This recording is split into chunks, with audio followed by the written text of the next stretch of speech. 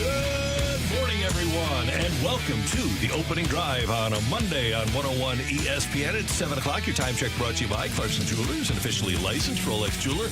Last Monday of August for 2023. Man, that month raced by. Brooke Grimsley is here, Super Bowl champ Kerry Davis. I'm Randy Carricker. Great to have you with us. How are we doing, kids? Wasn't that a fun weekend? No. Maybe Saturday night was a rough one. Yeah. Got the hell kicked out of us. Yeah, well. No. Not great. Okay. All right. I'm not even going to give the score of your game. You can give it. I mean, Randy, it's there. Oh. We live, one thing about me, I am a realist. I am an honest person, and I do not shy or duck away from anything. Okay. I stand in it. Well, I hopped on my X machine on my phone the other night, and I type in, I do a search for Hazelwood Central. Yeah.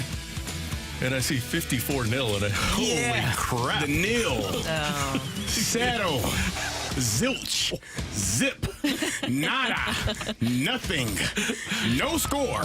And that's Kerry's, by the way. Yeah. Not a thing. It's almost like we didn't show up at all. I was saying, I'm not even going to text him. I'm just going to let him live this way. I know you are the way you are. There are life lessons to be learned when you get the hell kicked out of you. Yeah. You can either get up or you continue to lay down. So we'll get up. Well, I'll tell you this. Ollie Marmal's learned that lesson 75 times this year now. Uh-oh. I see the segue. I see what you did there. Brooke, the Cardinals got swept in Philly. Yeah. Not great. The Cardinals didn't look great, especially offensively. I know that pitching-wise. Well, no, that was a hell of a. They got a guy over there in Philly. A guy that You mean two? Well, they you got you had one the guy 1-2 from punch.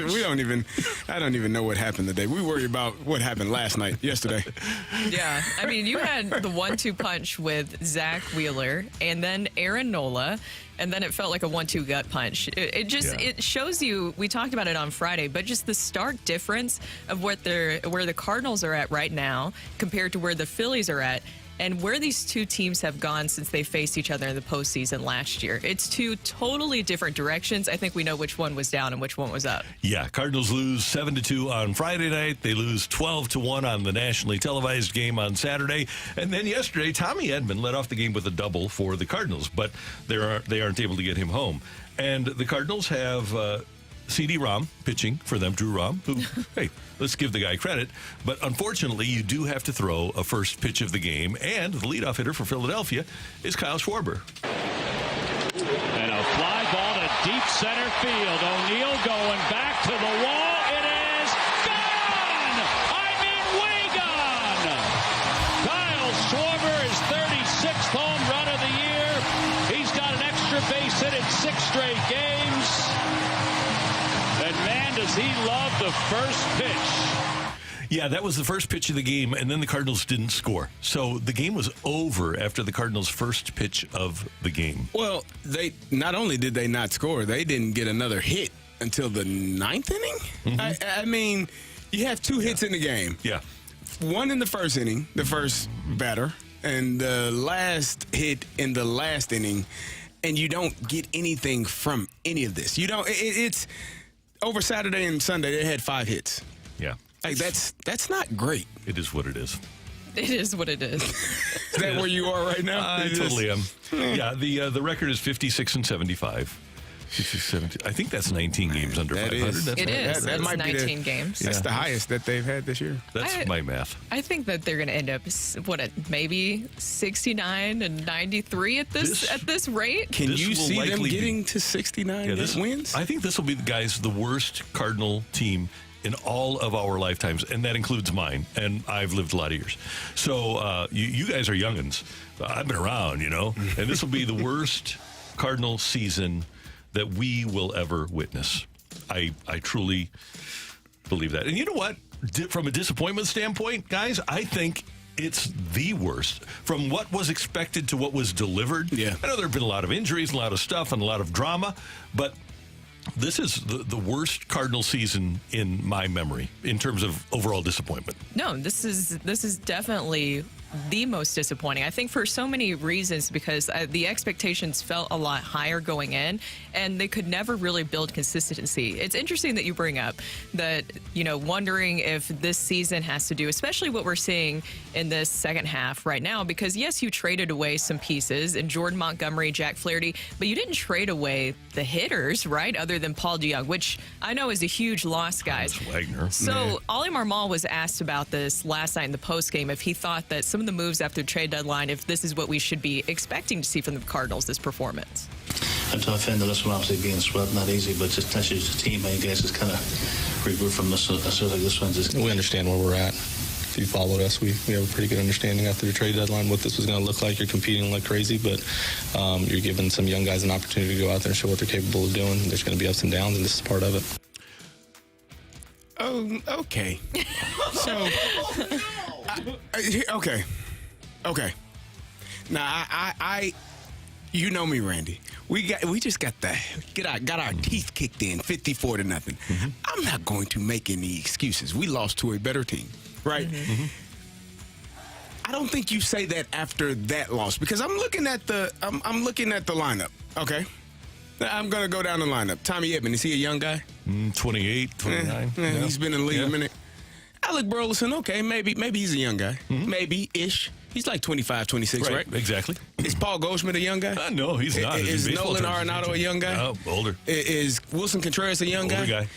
Nolan Gorman is a young guy, but he's one of your guys. So you don't consider him a young guy in terms of a newbie, a guy that is just figuring things out. Jordan Walker, a young guy, but he's also one of your guys. He's not just getting an opportunity. If you were 75 and 54, he'd be playing. Yes. So that to me, now Richie Palacios, Mason Wynn, Taylor Motter. Taylor Motter's not a young guy, but okay. He's 33. Yeah. But that's not a young guy lineup that you think of when you say we're just giving young guys. No, you had your guys playing, and your guys got 2 hits. That's not the comment you make right then. We just didn't play well enough, and our guys have to make hits. We got a double and 2 runners on with less than 2 outs in the top of the 9th, and our guys, Wilson Contreras and Nolan Arenado, didn't come to the plate and bring them in. That's what this is. And so you have to be honest in all of your dealings and how you're going. And that's the frustration that people get when they think about this Cardinals team this year and what's going on. And really the Cardinals organization, how they feel about, where they're going for 2024. And where are they going? Because that's the big question, right? Because my concern, and I was touching on this earlier, is we're focusing on the pitching, which you should, right? Because we saw starting pitching be an issue this year. The bullpen, we've seen the blown saves this season. But then when you see the offense scuffling like this, not being able to capitalize in clutch moments, especially with runners in scoring position, it's interesting because we talked about last week about how they couldn't capitalize in bases loaded situation. They're 28th in the league in bases loaded OPS, last in Major League Baseball with a 179 average with the bases loaded. What is that exactly? Because this offense was supposed to be built to be better. In some ways, if you look at the numbers, if you just look at the stats, you're like, oh, this is a good offense. But then you see the results of the season, and that's not just a after the trade deadline thing. This is seemingly something that's been going on all season. Is that something that we all feel comfortable enough next year is also going to be fixed? Is pitching enough to fix this team moving forward? Yesterday, and to answer the question, no. And let's point out that Gorman's probably playing hurt. They don't have Nootbaar. They don't have Burleson. Those are 3 key parts of their offense. And at this stage, 54 and 75, is that what we said? Or is it 56? 19 games under, whatever it is. 56 and 70. No, that's right. 70. Yeah, you're right. But if Gorman's hurt, he shouldn't be playing. So I'm going to start there. But to your point, Brooke, about the offense, the Cardinals yesterday was game number, 33, 40, 50, game number 61 in which the Cardinals scored 3 or fewer runs. 61 of their games. In those games, they are 10 and 51. 10 and 51 when they score 3 or fewer.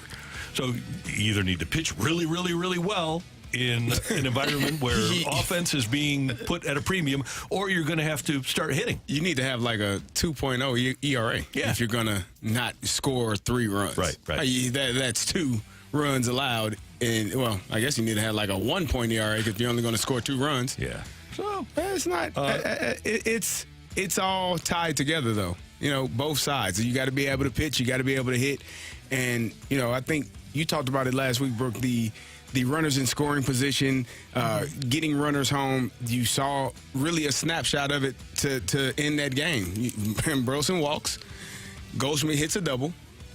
2 of your main guys come up to the plate, and you don't get anybody in. Right. That's what this team is. And if you look at it and view this entire season as that, then you can understand why they have not had success. Padres in town tonight. It's a 6:45 game. Blake Snell, who could win the Cy Young Award in the National League, against Adam Wainwright. And at the ballpark, there are good tickets available. MLS, Orlando City beat St. Louis City SC on Saturday night by a score of 2-1 at the Bommarito 500 yesterday at Worldwide Technology Raceway. Scott Dixon came away with the victory. Congratulations to Scott. Victor Hovland wins the Tour Championship. He was sensational down the stretch on the PGA Tour schedule, and Luis Lape hit a walk-off homer for California to beat Curacao 6-5 in the Little League World Series Championship. Congratulations to the folks from El Segundo, California. And how about a walk-off home run to win the Little League World Series? Man, Wow. that's cool. a memory. Yeah. Forever. Something that you'll never forget. And you got video of it now. Yeah. Especially as a little kid, do you think Man. I mean, what You are they going to do? walking What are on they cloud like? Yeah. 9. How about that? How about that? You are just. I mean, it's just one of the great things that sports give you.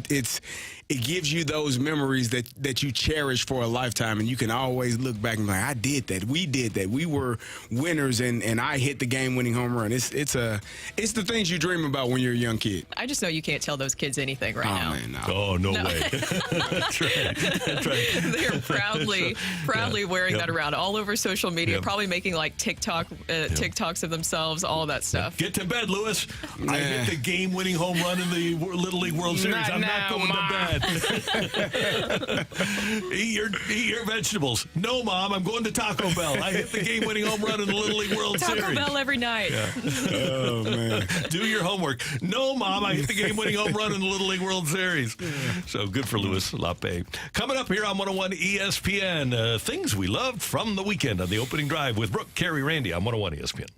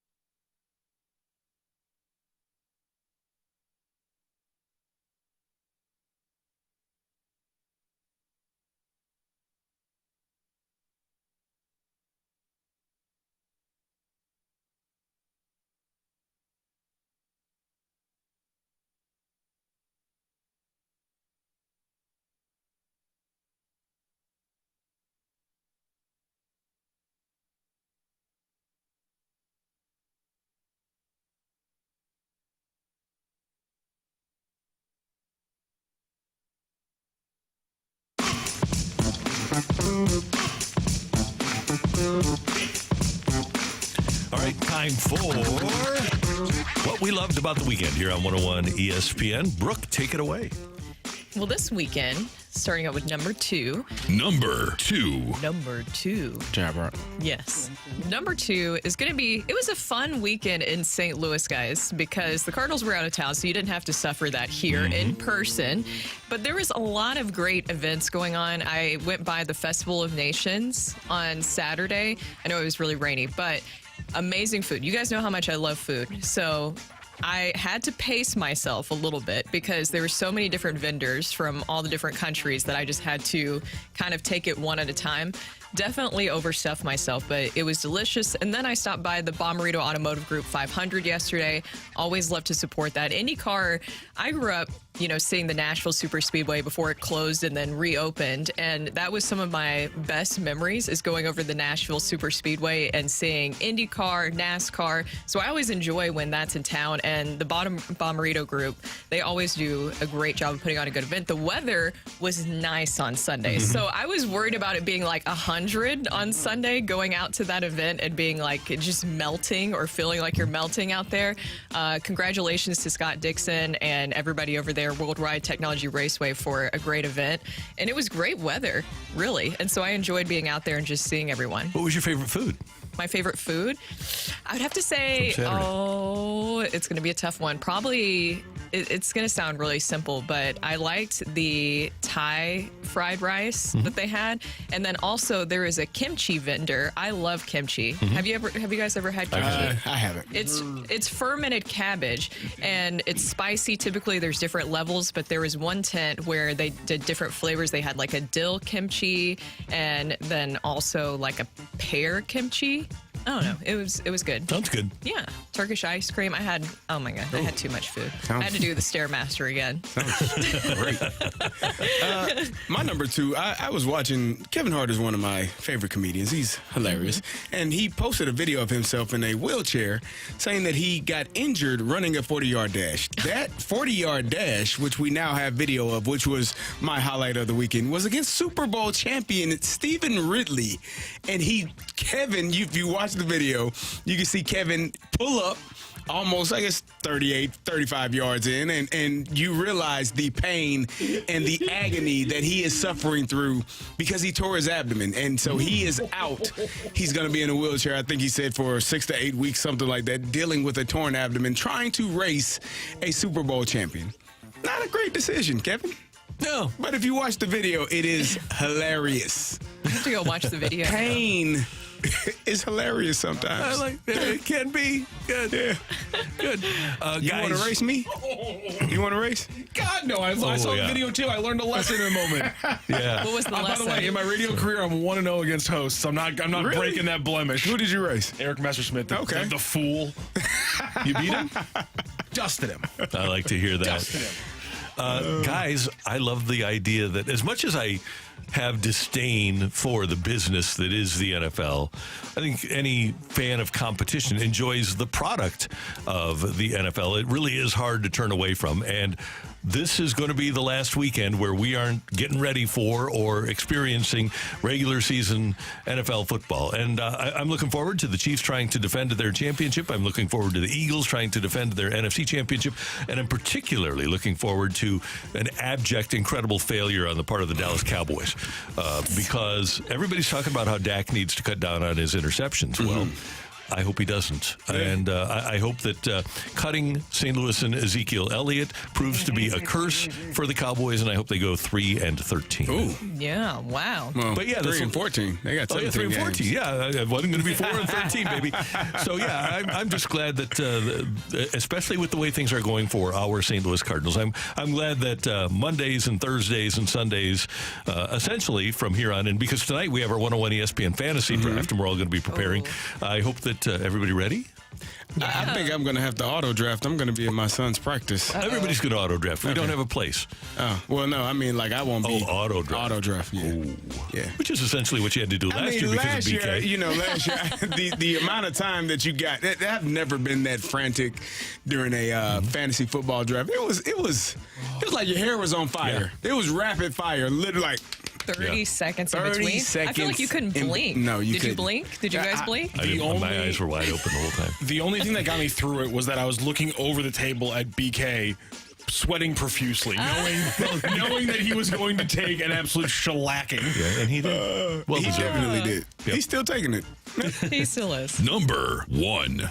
My number one thing is we talked a lot about the offense earlier in the segment, but Drew Romm getting a bounce back outing, I think, was just really good to see. Obviously, you don't like to see what happened with that first pitch. That was not ideal, but the way that he was able to settle in after that, I think, says a lot about him as a pitcher. He talked in the postgame a lot about his nerves and anxiety in that first outing that he had against the Pittsburgh Pirates, and believe me, I feel like we all saw that, we could feel it, and you were worried about how he was going to start yesterday with that home run, but the way that he was able to settle in, I think Adam Wainwright had a great quote in the story on MLB.com about Drew Romm's start and how he was able to come back. He said he just tells young guys, and he said this to us before, that you have to just do what got you here and just settle into that. Sometimes making it too much about everything else, and I get it. It's hard to just block out all that extra noise, but remember what got you here. And he was able to display some of that swing and miss stuff, which will be really coveted for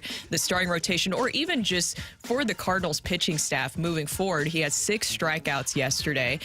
He was able to show some length, which I think is encouraging. I think it's a start that you can really build off of. I didn't like that part where Alec Burleson probably should have caught that. That was painful to see. But either way, the way he was able to strike out Harper in the end, it was just a nice ending to a good outing for Drew Romm. And to get back to your point about them doing what they did to get here, Matthew Liberatore shouldn't come up and throw 93-94 when he can throw 96-97. Yes. Zach Thompson, if he desires to emulate what Clayton Kershaw is doing and he has a similar repertoire, allow him to do that. Don't put everybody in a box and say, okay, here's the way you need to pitch. The pitchers, every athlete needs to be an individual. And I love the fact that Romm clearly yesterday used his stuff and his gifts to do what he does best. Yeah, he looked a lot more confident out there. My number 1 is my son had his first football game this season. They took a loss, unfortunately, but he played extremely well. He's learning, growing in the game. We talked about, the things that he needs to work on. He's playing running back for the first time. He's been a receiver for the past few years, so he's playing running back, learning about lowering his shoulder, getting his pads down, and running through contact is an extremely important tool to have as a running back. So he's learning that, and we got to work on the long speed as we were talking about with Rocc. But it's fun to watch him play football and especially play the running back position. Go ahead, Brooke. No, I was just going to say that's great. That's great to see because I'm sure. What is it like in those moments? Is it like battling between being coach and dad, or is it a little bit of both? So I have learned, and I've been able to do this when we're there. I'm coach. Yeah. I don't get caught up in any of the. It sounds bad, but he's another player on the team, and I obviously want him to do well, but you want all the kids to do well. So, you're coach. You're watching them. You're hoping that they do the things that they're coached to do, and when they do, you get excited for them. When they don't, you're like, come on, man, we talked about this. And me and him have had that conversation. When we get in the car and get to wherever we're, the gym or the football field or wherever we're going, I'm Coach Davis. Don't call me Dad. Don't look at me, Dad. No, Coach. And when we get back in the car to go home, now I'm Dad again. So that's great. That's how we work it. I always go back, and we've had this conversation before about how Marshall Faulk said that he didn't see guys. He saw colors when he was running.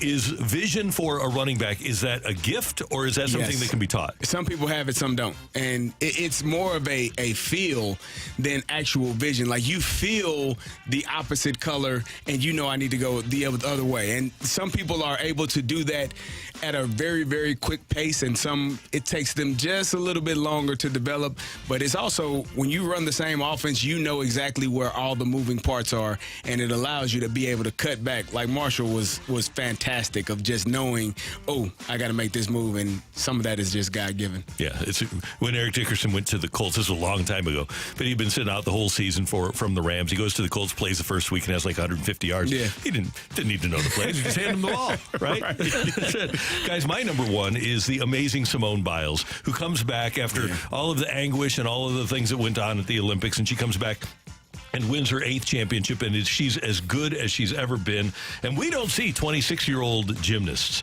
And she was magnificent over the weekend, and hopefully we definitely will see her in Paris next summer as she tries to win more gold for the USA gymnastics team. But I think it's really cool that she, after all that she went through at the last Olympics, dealing with the anguish and the mental illness and dealing with it at the most highest level, I'm really glad that she's back at it. Yes, and there was so much to do about her age, right? Because she's 26 years old, and so everybody on social media is talking about her age, and I had to double check. I was like, wait, how old is she? 26? That's old? Which I understand in gymnastic terms, that is a lot older for what you typically see, but I think that this just adds to her case for being one of the greatest athletes of all time, especially we know now in gymnastics, and we've known because of her ability to continue to do this at such a high level.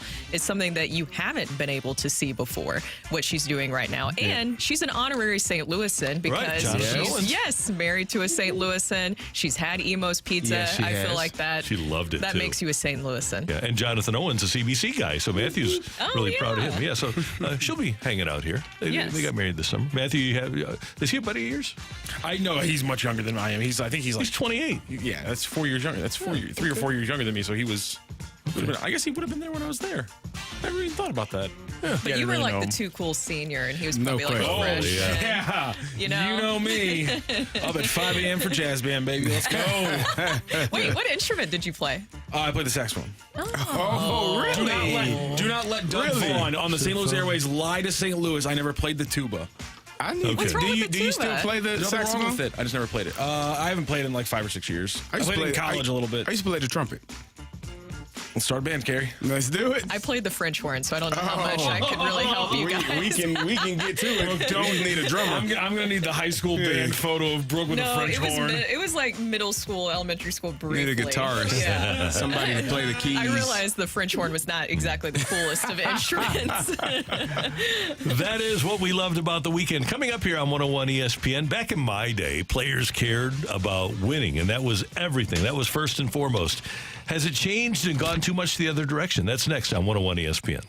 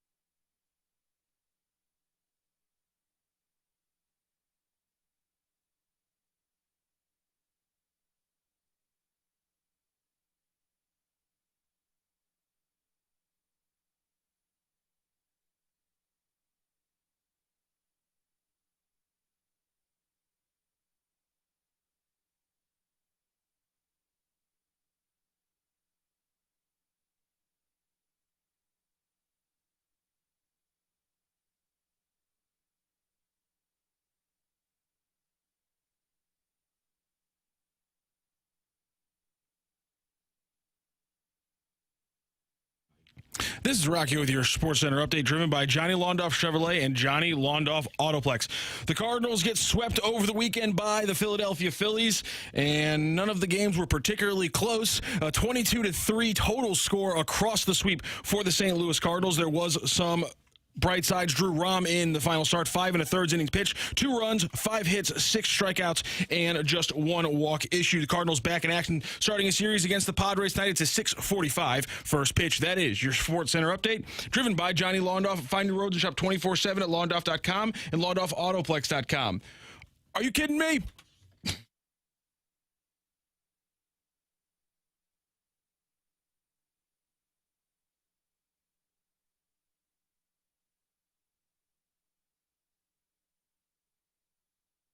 All the talk of Tyler O'Neill trying to save his legs and not running at the same sprint speed, and for anyone to frown at that, I mean, these are men who don't really know if when their short careers come to an end that they're going to be able to come anywhere close to being this financially successful again in their lives. More than likely, they won't. So for these men to recognize that what they do for a living is a very fickle thing. Your health can come and go. For them to think about that, right? No one is guaranteeing that you're going to get multiple bites of this apple. Now, I understand you're driving in your car, you go, I'm not feeling sorry for Shohei Ohtani. He's going to sign a $300 to $400 million deal. I don't feel bad for the guy. Okay, I get it.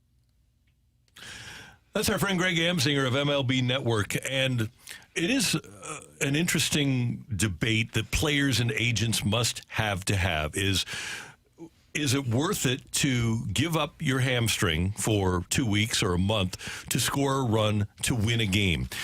Carlos Correa went to the Astros and in their front office, obviously very analytically inclined, and said, okay, how do you guys place a value on players? How do you go about giving us the opportunity to earn money? And what they told him was exactly what he did. So he quit running, he quit stealing bases, he became a greater launch angle guy, he became a more powerful hitter, and when he felt a twinge in his body, he did not play. He didn't play through it.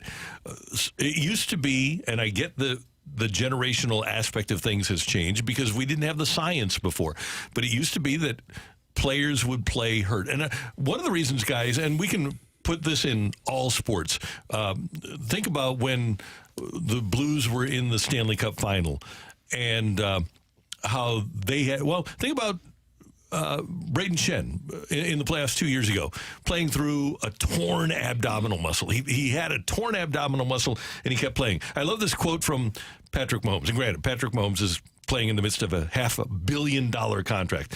But he said recently, I've always said I worry about legacy and winning rings more than making money.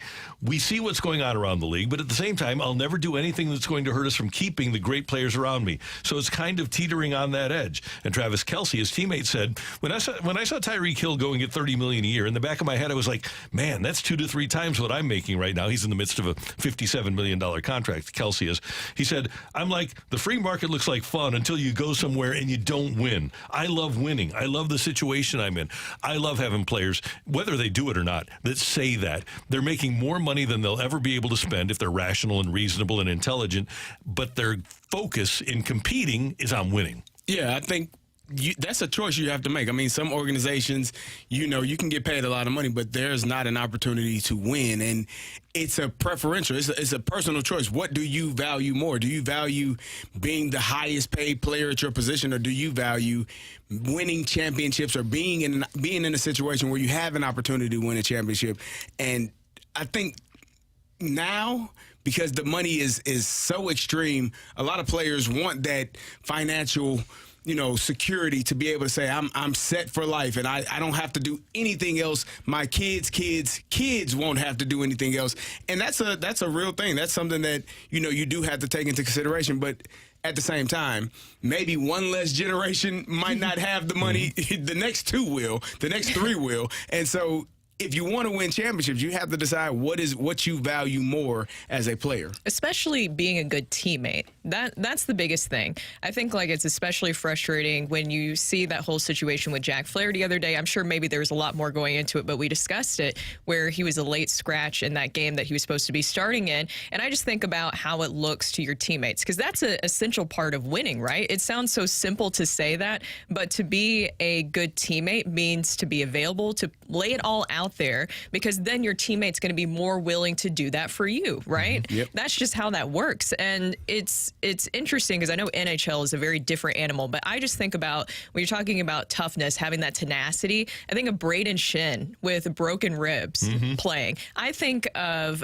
Vince Dunn with a broken jaw coming back and playing in the Stanley Cup final. I think about those guys and look at what they were able to accomplish. And I know that Braden Shin was a separate incident, but still, they were all battling. We found out later on after season was done, all the things that they're battling. It's like, how in the world are they playing through that? And they're laying it all out there for each other, because you're going to be more willing if somebody is laying it out there for you, then you're like, okay, wait, I got to step up and I got to do the same for my teammate because he's willing to do that for me. Zdeno Chara strikes me too, playing with the broken jaw. Yes. Coming back the next night and playing with a broken jaw. And I go back, and this is unfair to today's athletes, but I just go back to 2011 when Carpenter against Halladay in Game 5 of the Cardinals and Phillies. Neither Chris Carpenter or Roy Halladay was ever the same after that game. They literally put everything into that game, and both of them, because it was the end of the season and they probably shouldn't have been going that hard if they wanted to preserve their careers, both of them pretty much used up everything they had. And I just have such admiration for that. I mean, you do respect the guys that give you everything they have. And in the locker room, which guys are playing injured, what injuries they're dealing with, and how hard they're competing to show up every single day not for themselves, for you. And as you said, Brooke, if a guy is willing to put, his health at risk for me, there's no way in hell I'm not going to give him everything I have. And one quick point here, Brooke, a quick shout out to Nolan Arenado, who in this horrible season for the Cardinals has been playing through a bad back. And it's been when did that start? About a week back. You guys ate that up on the text change this weekend, because who else was it? Was there somebody else that also? There's so many. Oh my gosh! But I felt like, so I said this earlier in the season, I felt like Nolan's back has been hurting him all season long. Earlier in the season when he was struggling fielding balls. It's something when you're unable to get down and bend in the way, that's a back issue. That's a lower half issue, hamstrings, backs. And so it's been, to me, it seems like it's been something that's been occurring all season long. They just now said it when he was pulled from the game a couple of nights ago. So he deserves kudos and admiration from us. He does. And Nolan Gorman is another one that's dealing with a lower back issue. How long has he had that, Brooke? About a week back. There you go.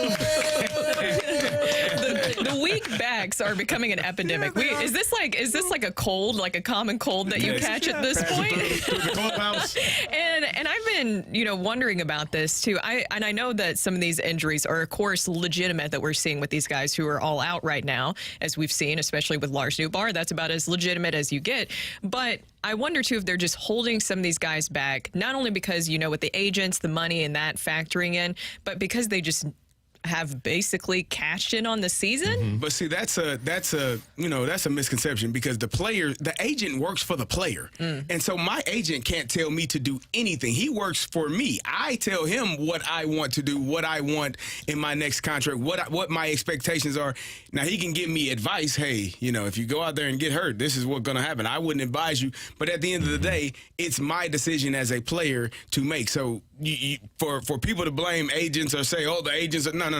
The players are taking the advice of the agents, but at the end of the day, the players are the ones that pay the agents their salary. But every player has a different personality, and I think a lot of guys will say, even though they're the boss, like if you're a Scott Boras client, how many baseball players say, I let Scott handle that? They do. And I know in talking to general managers, Scott Boras will literally have two teams on the hook, but won't tell the player where he's going to go. He's making the decision. Boras and he's getting the teams to negotiate against each other. And then when it's done, when he has closed the deal, he says, we're going to San Francisco or we're going to New York or whatever the case might be. Yeah. And Scott Boras, his clients include, in regards to the Cardinals, Tyler O'Neill. So you look at that Tyler O'Neill situation, and that is very interesting because you wonder what all is factored in there, because he was scratched for, what was it this weekend? It was knee, right?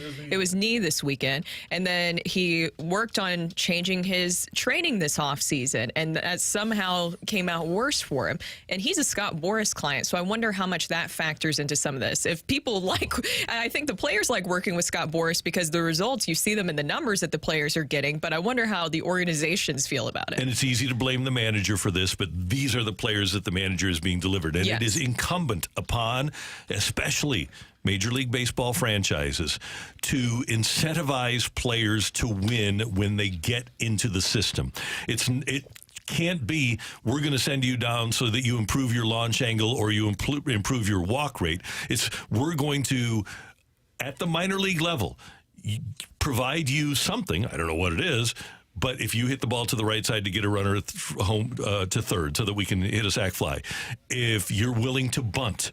Did you see over the weekend that the Philadelphia Phillies bunted and a run scored? Wow. Did you see that? That's amazing. It feels illegal. It should be. Like seeing Bigfoot. I believe that minor leaguers should be taught, because when they get to minor league baseball, it's all been individualized.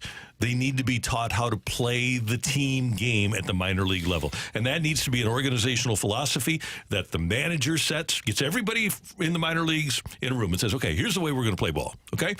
Because when they get to the majors, this is what I need them to be able to do so that we can win games. And go through every single scenario that can be developed for a player and say, okay, I get the individual stuff. We want them to be good individually, but we aren't going to win as a team unless they know how to play a team game. Yeah, and that makes you wonder, too, with the situational hitting that we were talking about, or just clutch hitting, because you need team. That's a team thing, right? Yep. You have to be aware of, launch angle ain't going to help you at times. No. And hit the ball, to the right side of the infield. Yeah, you strike out or hit a fly ball to the right side. Yeah, when you're trying to get a runner over from second to third with nobody out. Teamwork. No. Yes. Teamwork makes the dream work. There we go. Thank you. We did it. We did. It's the opening drive on 101 ESPN. Brooke, Carrie, Randy, Matthew, and Take It or Leave It coming up. Get your text into the Air Comfort Service text line 314-399-9646, 314-399. Yo-ho! We want to hear from you next on 101 ESPN.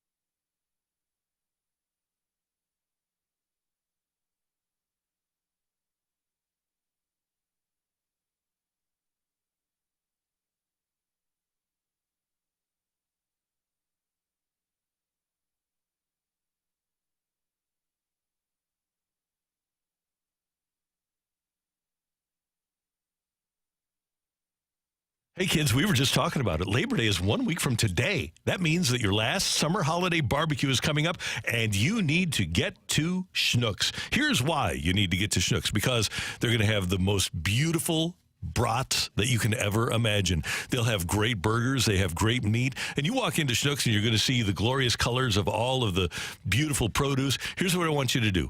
Buy some peppers, buy some zucchinis, maybe get some carrots, make some roasted veggies for your barbecue next week. Then head on over to the butcher shop and get those beautiful brats and burgers. Head on over to the frozen food department and check out the great Cardinal ice cream, the Cardinals Cherry Crunch ice cream.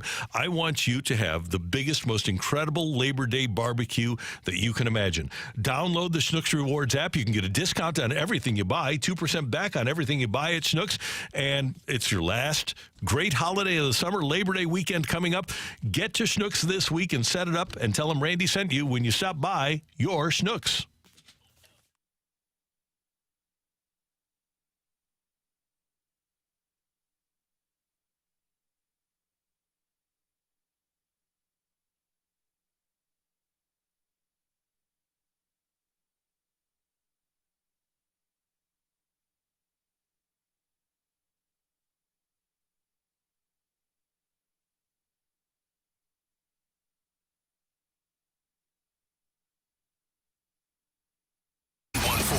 $399-9646 and give us your take it or leave it. Brought to you by Gloria Lou Realty. Visit GloriaHasTheBuyers.com and start packing. That's my final offer. Take it or leave it.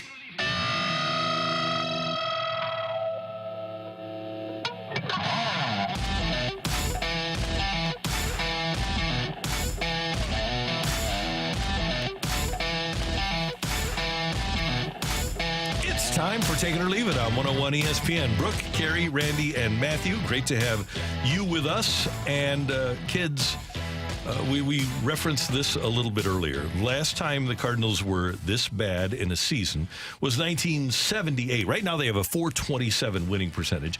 In 1978, they were 69-93. They had a .426 winning percentage. Before that, you have to go back to 1924 when they had a winning percentage of .422. They played 154 games, and they finished 65-89. So take it or leave it. The Cardinals will have their worst winning percentage in a century in 2023. Oh, take it. I'm going to have to take it too, because what else am I supposed to feel right now after seeing what we saw this weekend and what we've been seeing this season? I mean, it's so bad that it's historically bad. They've hit so many historical lows this season that it's fitting that you would also hit that one. Yeah, this is troubling. Here's the thing. We talked about getting to 70 wins. Yeah, I don't even know. That's not happening. Okay, so 56-75 right now. Did I? It's not happening. I made a prediction there.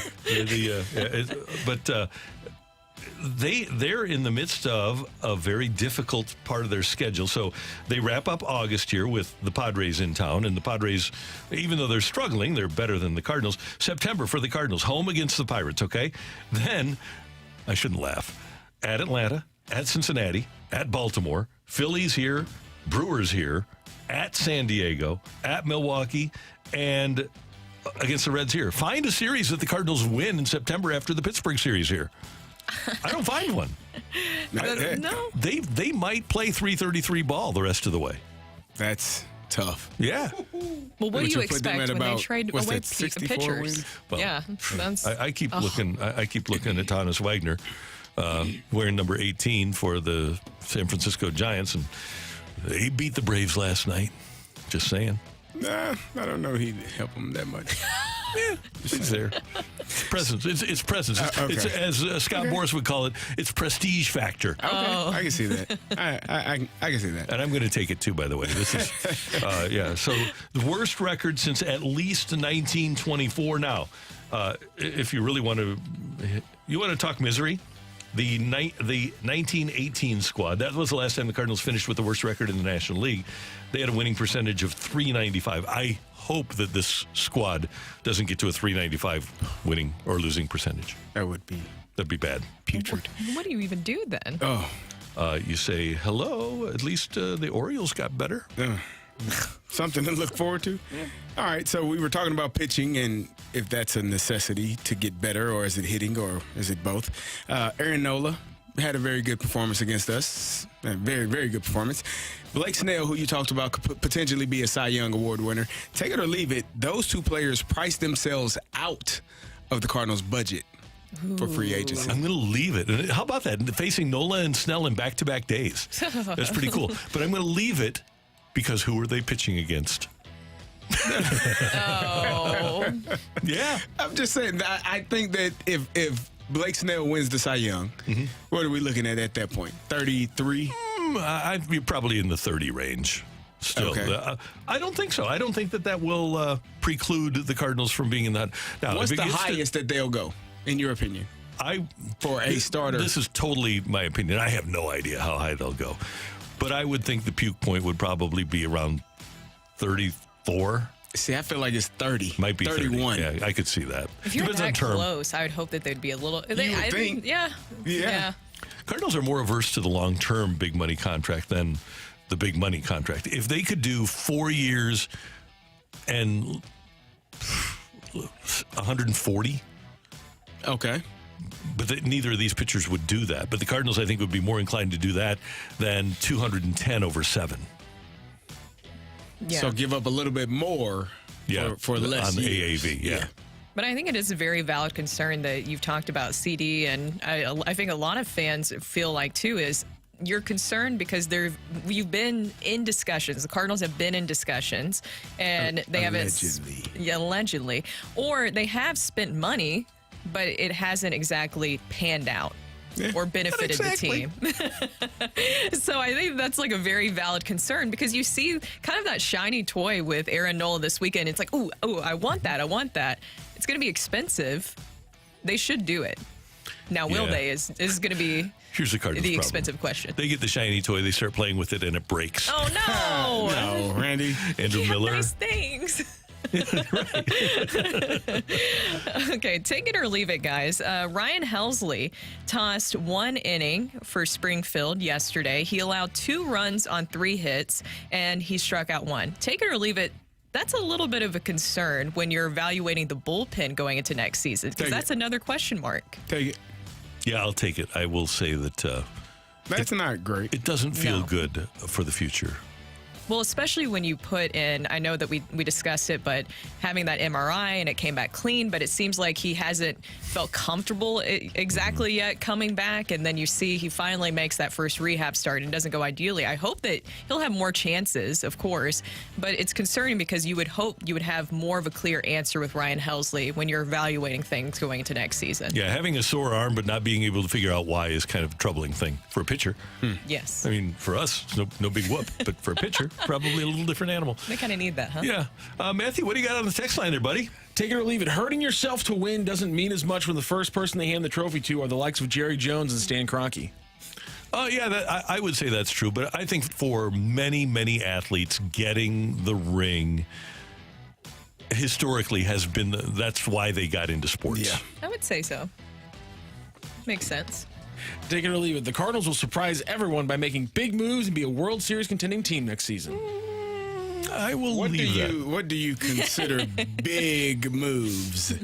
Ones that can make them a World Series contender, I guess. Okay. Oh. Yeah. No, I don't see it happening. I don't. I don't see big moves happening, so I have to leave that. Hey, moves. I hope it's more than just one move. It's going to be one big move. That would be disappointing. Randy wants some good old-fashioned recency bias. I love it. Oh, here we go. Take it or leave it. The 3 most electrifying college football players of all time are Reggie Bush, Michael Vick, and Adrian Peterson. I feel bad that you didn't get a chance to see Barry Sanders. Yeah. I didn't. I got to see him in the NFL. I didn't get to see him much at Oklahoma State. He was the same. He didn't change. Michael Vick, yes. Mm-hmm. Reggie Bush, yes. Adrian Peterson, I wouldn't say most electrifying. I'm trying to think of another player. I mean, Peter Ward comes to mind from Florida State. He was spectacular. Mm-hmm. Deion was spectacular. I don't know that when I think electrifying, I don't think Adrian Peterson. I think a guy that'll run you clean the hell over and run past you and do all of that. But I don't think like just Reggie Bush could cut and stop on a dime, and it was difference. Vince Young, someone threw one for just texting, and I think that's a good one as well. Let me give you a couple of other guys and another two Texas guys, ironically, because you bring up Vince Young. Earl Campbell was that guy that would literally run everybody over in college. Ricky Williams was an unbelievable back in college. Yeah. Vince Young, I mean, electrifying. One of the best college quarterbacks, I think, ever. Yeah. I mean, I personally believe. Didn't work out in Tennessee, as we know, but, No, and sometimes, it's some guys are just different animals. Some guys just never take their shot. Some guys, Aaron Hernandez did. Oh my, no! He's not here to defend himself. I know. Did you hear when right before the unfortunate incident, they were going to do one of those documentaries following him around called "Hanging with Aaron," and it never came to pass. Take it or leave it. Bijan Robinson will live up to the hype. You guys taking the first round of your fantasy football draft this year. I'll take it. Bo Jackson is another one. That's a winner. Bo knows. Chicken dinner. Yes. Herschel Walker too. Yeah. Oh man, his freshman year was ridiculous. He's just ridiculous now. Yeah, so we're going to have to throw Adrian Peterson out of the club here. So a running back won back-to-back Heismans. I have to think he's at least at the level of Adrian Peterson was. Who's that? It was Archie Griffin. Oh yeah, he wasn't electrifying at all. No, not at all. He was workmanlike. Yeah. He was a good player. I'm just saying there's a lot of great running backs in college football. Adrian Peterson doesn't need to be your most explosive, top three most explosive players ever. Somebody threw out Charles Woodson. I mean, when you're winning the Heisman, I like Charles. You know who else was? Desmond Howard was. That was a great college player. That's a really good. And electrifying. Rocket Ishmael. Rocket was he outran everybody. Yeah. I think you guys have proven that there's definitely a long list before you get to that other line. Yeah, offense and defense. Take it or leave it. Either Burleson is in the starting outfield on opening day, or he's not a Cardinal next year. I'm going to leave that. I think the Cardinals love him, but they don't love him that much. Because I think, just that fourth outfielder option. Does that make sense? Because Edmund is going to be in center field. Newt's probably going to be in left, and Walker's going to be in right. And then Carlson's where? Yankees? Elsewhere? Yeah. Thank you, Matthew. Thank you, Randy. And thanks very much for your texts. We do appreciate them. And Aaron Hernandez family, if you're tuned in, we feel for you. Oh, some of the text coming in. Oh, you have started something here, Randy. No, you got to see that. No. Leave it. There's just. So coming up next, what do we got? Anyways, coming up, the Cardinals have been the least competitive team in the NL since the trade deadline. How concerned are you? That's next on 101 ESPN.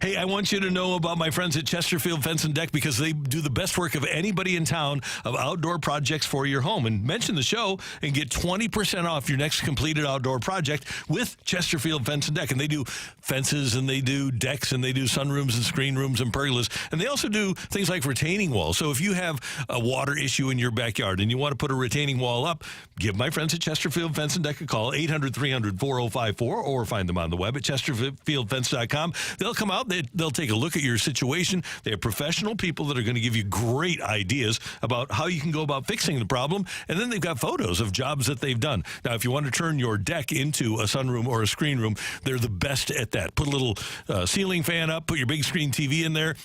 And you don't have to worry about the bugs during the summer months here in St. Louis. And heck, during the winter, you put a sunroom in, and you have another functional room in your home because Chesterfield Fence and Deck did it. A+ rated by the Better Business Bureau. Warranties on everything. Tell them Randy sent you and get 20% off your next outdoor project with Chesterfield Fence and Deck at 800-300-4054 on the web at chesterfieldfence.com. Chesterfield Fence and Deck, the sign you have the very best.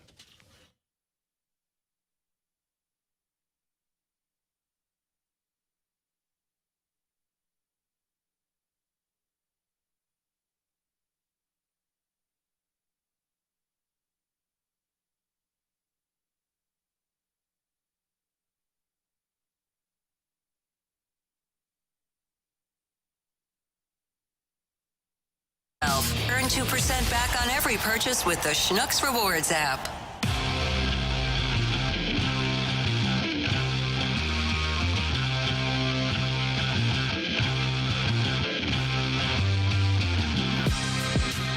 If the Cardinals could commission Major League Baseball to end the season today with their 56-75 record, they would have a .427 winning percentage. The last time the Cardinals had a winning percentage that low was 1978 when they had a .426 winning percentage.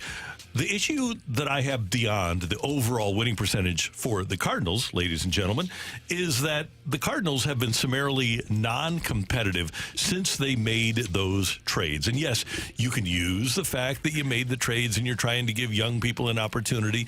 You can use the fact that you've got injuries. But at the end of the day, you need pitchers making pitches and you need hitters having good at-bats. And regardless of where the players you have come from, the fact of the matter is, if you literally have the worst run differential in the National League since August 1st, which the Cardinals do, Cardinals are minus 47 this month. Colorado minus 31, Pittsburgh and the Mets both minus 28. Washington has improved, and they're plus 1 in run differential this month. Blowout losses of 4 or more runs this month. The Mets have had 9. The Cardinals have had 8. Colorado has had 7. Pittsburgh and Washington 6. And as we watch over the weekend, as the Cardinals lose games by scores of 7-2, 12-1, and then getting shut out on 2 hits yesterday by a score of 3-0. Guys, not only are they bad, but they're non-competitive. And that has to be really alarming, I would think, if Bill DeWitt Jr. is watching the game still, and I don't blame you if you turn him off, Bill, but if he's watching the games in Cincinnati, or if you're John Mozeliak, I hope you care. Or if you're Ali Marmol and you're standing there in the dugout, it's one thing to lose games. It's another thing altogether to be non-competitive. It is. And I hope that they're watching, because the concern here is that you didn't trade away any hitters other than Paul DeJong. And I don't think that Paul DeJong is Swinger. The reason. He's not a hitter. He's, bat swinger. Yes. And he doesn't put pineapples in front of his house. No. Whoa, that went a different direction. Is that what that means? Randy's still feeling feisty from take it or leave it. I think the Aaron Hernandez thing got him all riled up or hung up. I don't know. Anyways. What are we doing here? Sorry to get you roped in. Yeah, that's what's going on here. I'm done now. Anyways, so it's just, I think that I hope they're paying attention, because the hitting situation, I understand that there's injuries. We all see that, right? But the situational hitting isn't a new thing that we've seen after the trade deadline. This has been an ongoing situation this season. Yeah. So, I mean, how do you fix that going into next season? What do you guys think is maybe the fix for that? And is it quick enough to happen where you could see results next season? I think that they are trying. I think that they have. I don't think they've given up. You know, it may look like it at times. They are professional players. They all want to win. It's just not coming together for whatever reason. The timely hitting, the hitting at all at times. It's just not, all of it isn't tying together for whatever reason. And I don't know who you look at that point. I don't know if it's a coaching issue. Sometimes you end up firing people and it's not specifically their fault, meaning sometimes coaches get fired. You see offensive coordinators get fired because the offense wasn't to the level when it should be the head coach, but, sometimes it's someone else, or sometimes the players aren't performing at the correct level or at the highest level, and coaches have to lose their jobs because of it. Maybe that's something where the hitting coach is different next year, the pitching coach is different next year. You shake some things up, but at the end of the day, the people on the field have to perform better. I can give you all of the tools. I can give you all of the preparation, show you all of the analytics, the stats, and all of the things that are required to go do your job properly. But I'm showing you how to do your job. And at some point, you have to do your job. I've done mine. I've prepared you. I've shown you everything that I can show you. Now, there's some things that are going to pop up, but you have to be a professional athlete and respond when those things do pop up. And baseball is so unique because it is an individual game that you have to play in a team style to win. And I think that's one of the things the Cardinals are missing out on. And I watched Atlanta last night, and I've watched them a lot this year. But Atlanta, they've got 44 more home runs than anybody else. They've got 244 homers. The Dodgers have 200. But when the Braves need to score a run, they can manufacture a run. They get their bat on the ball. They get, it's not necessarily just hits with runners in scoring position, but they're able to move runners over, and they're able to get runners home, and they're able to score a run without the benefit of a hit. I don't see that from the Cardinals. I see the Rangers doing the same thing, and they're a terrific offensive team this year. And I think this is one thing. I would love to be able to blame Ali Marmol and the Major League coaching staff for this, but I think this is an organizational philosophy that has failed the Cardinals, because these players have to be taught before they get to the major leagues how to play winning baseball. Whitey Herzog would not abide this. Whitey Herzog, Whitey, if you couldn't bunt, you couldn't play for Whitey Herzog. So could any of these guys play for Whitey Herzog? I don't think so. Alec Burleson. There you go. He's the one.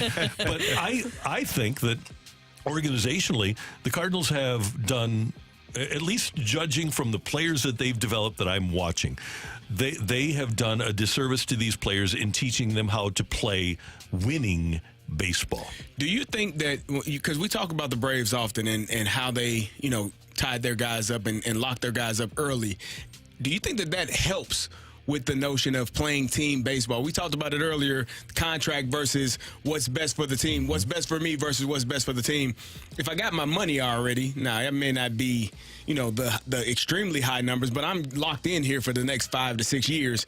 I don't have to necessarily go out and try to hit every ball out of the ballpark to get paid. I've already gotten paid, so now I can play that team game and we can win games. You think those two things kind of correlate and tie together? I think it does, and I think those players getting the opportunity to play for a staff that has as much winning experience as that staff has. And again, nothing against the Cardinals' ability to teach, but their staff in Atlanta includes Brian Snitker, who was in that organization for 45 years in his old school. Walt Weiss is a world champion. He learned at the knee of Tony La Russa. He was a player for La Russa in Oakland. He's been a major league manager. Rick Kranitz has been around Major League Baseball for a long time. Kevin Seitzer, he was a batting champion at the major league level, and he knows what he's doing. Eric Young Sr. is one of the great base runners of all time and is a great teacher of base running. Ron Washington, another former major league manager, is another guy who's renowned as a great teacher and has cachet because he was a World Series manager, and players gravitate to him. And I don't know if the guys on the Cardinals staff right now, I know that they don't have major league experience, and I just don't think right now that our group of players in St. Louis is being, and this is, not an affront to the Cardinals guys because they took the jobs, but I think when you hire a veteran staff that has major league experience. Players are going to learn better under them. And those guys know about winning baseball, too. That's the other thing, is that they aren't adhering to the analytics guys who say launch angle, exit velocity. Those guys are saying, okay, to what you're saying, CD. They know they're going to be there for a long time. They say, okay, this guy's going to be my coach. I'm going to listen to him. And then the statistics, the wins and losses bear it out. They're having fun because they're winning. Yes. I still just point back to, with the way that things were handled with the whole Mike Schilt situation, whoever took that job afterwards knew that they were going to be in a tough position. I'm not in Ollie Marmol's head about everything. I don't know the full details of everything, but I think the perception is from the outside, when you had Mike Schilt getting fired in that manner, whoever it was that took that job moving forward would kind of be a puppet of the front office, and that's just the way that the perception is because of the way that it looks, right? Because Mike Schilt, they said they knew they were going to fire him before that 17-game win streak. That didn't matter to him. It was more of things that they felt like were issues, where it was the philosophical differences. I'm so glad that we haven't heard that in a while, so I had to bring it back up, some PTSD. But I think that the perception is whoever took that job, whether it was Ollie, whether it was Stubby, whoever it was, Skip, that you were going to have to follow the front office's orders. So it goes back to with what both you guys are saying. One, the front office, this is their organizational philosophy, hitting, pitching-wise, what they're looking for, because these are the guys that they hired. And this is also what we've seen this season, a big issue with roster construction. And this is the roster that Ollie was handled, his coaching staff was handled, but it's also not acceptable what we've seen this season that somebody has to answer for. Just saying that you're going to go and get pitching this offseason and done, that's it, that's the quick fix. I don't think that's the answer also going into next year. I don't think there is a quick fix. I think that they've got a lot of work to do because you've got to bring guys to a fundamental level that takes time to achieve. That's today's Fresh Take on 101 ESPN. Coming up, if you've been watching Winning Time, the story of the Los Angeles Lakers with Magic Johnson, it's a lot of fun. And Jeff Pearlman wrote the book Showtime, Magic, Kareem Riley, and the Lakers in the 80s. Jeff Pearlman will join us next year on 101 ESPN.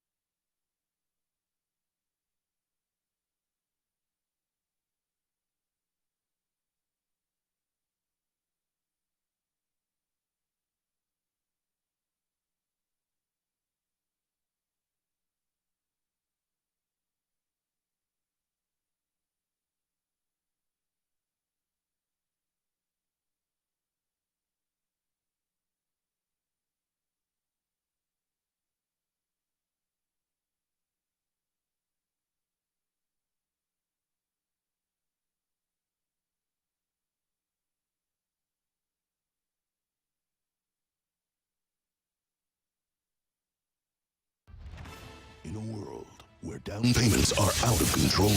But I've only got $29. You need Frank Lita Mitsubishi in the automotive outlet in Bridgeton.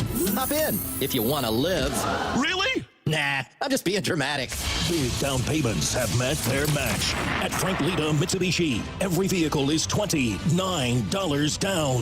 $29. Stop. You need $2,000 down. Frank Lita wants to get you approved, even if you've been turned down elsewhere. Every vehicle is $29 down. And you get a lifetime warranty, no charge. We're not going to make it! Spoiler alert, we're here. $29 down. $29! With 2.9% financing, 2.9 for 60 months. At Frank Lita Mitsubishi. In the automotive outlet in Bridgeton. YesLita.com. YesLita.com. 23 Outlander Sport, 28.7, 29 down, $515 a month for 60 months at 2.9% APR, plus tax tag title to qualified buyers.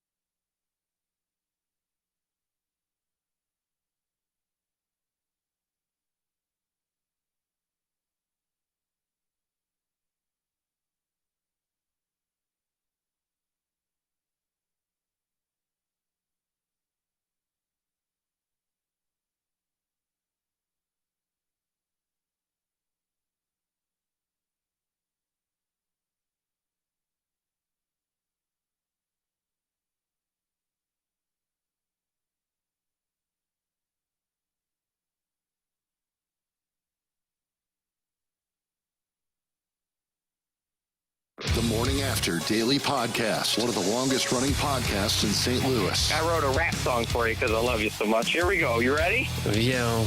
Andy. He's a real cool dude, walking down the street and acting a fool. Oh, always doing sports and radio in his khaki shorts. And you are so special to me. Let's put him down!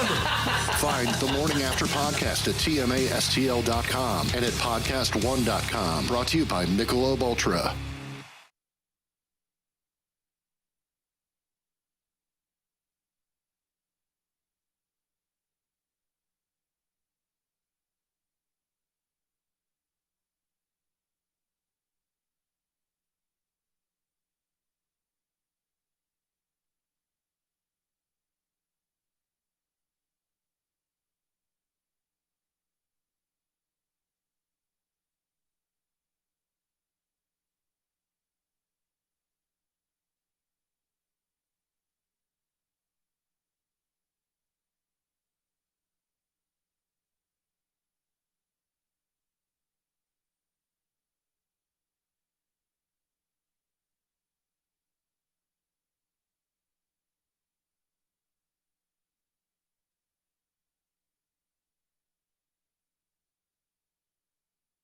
This is the opening drive on 101.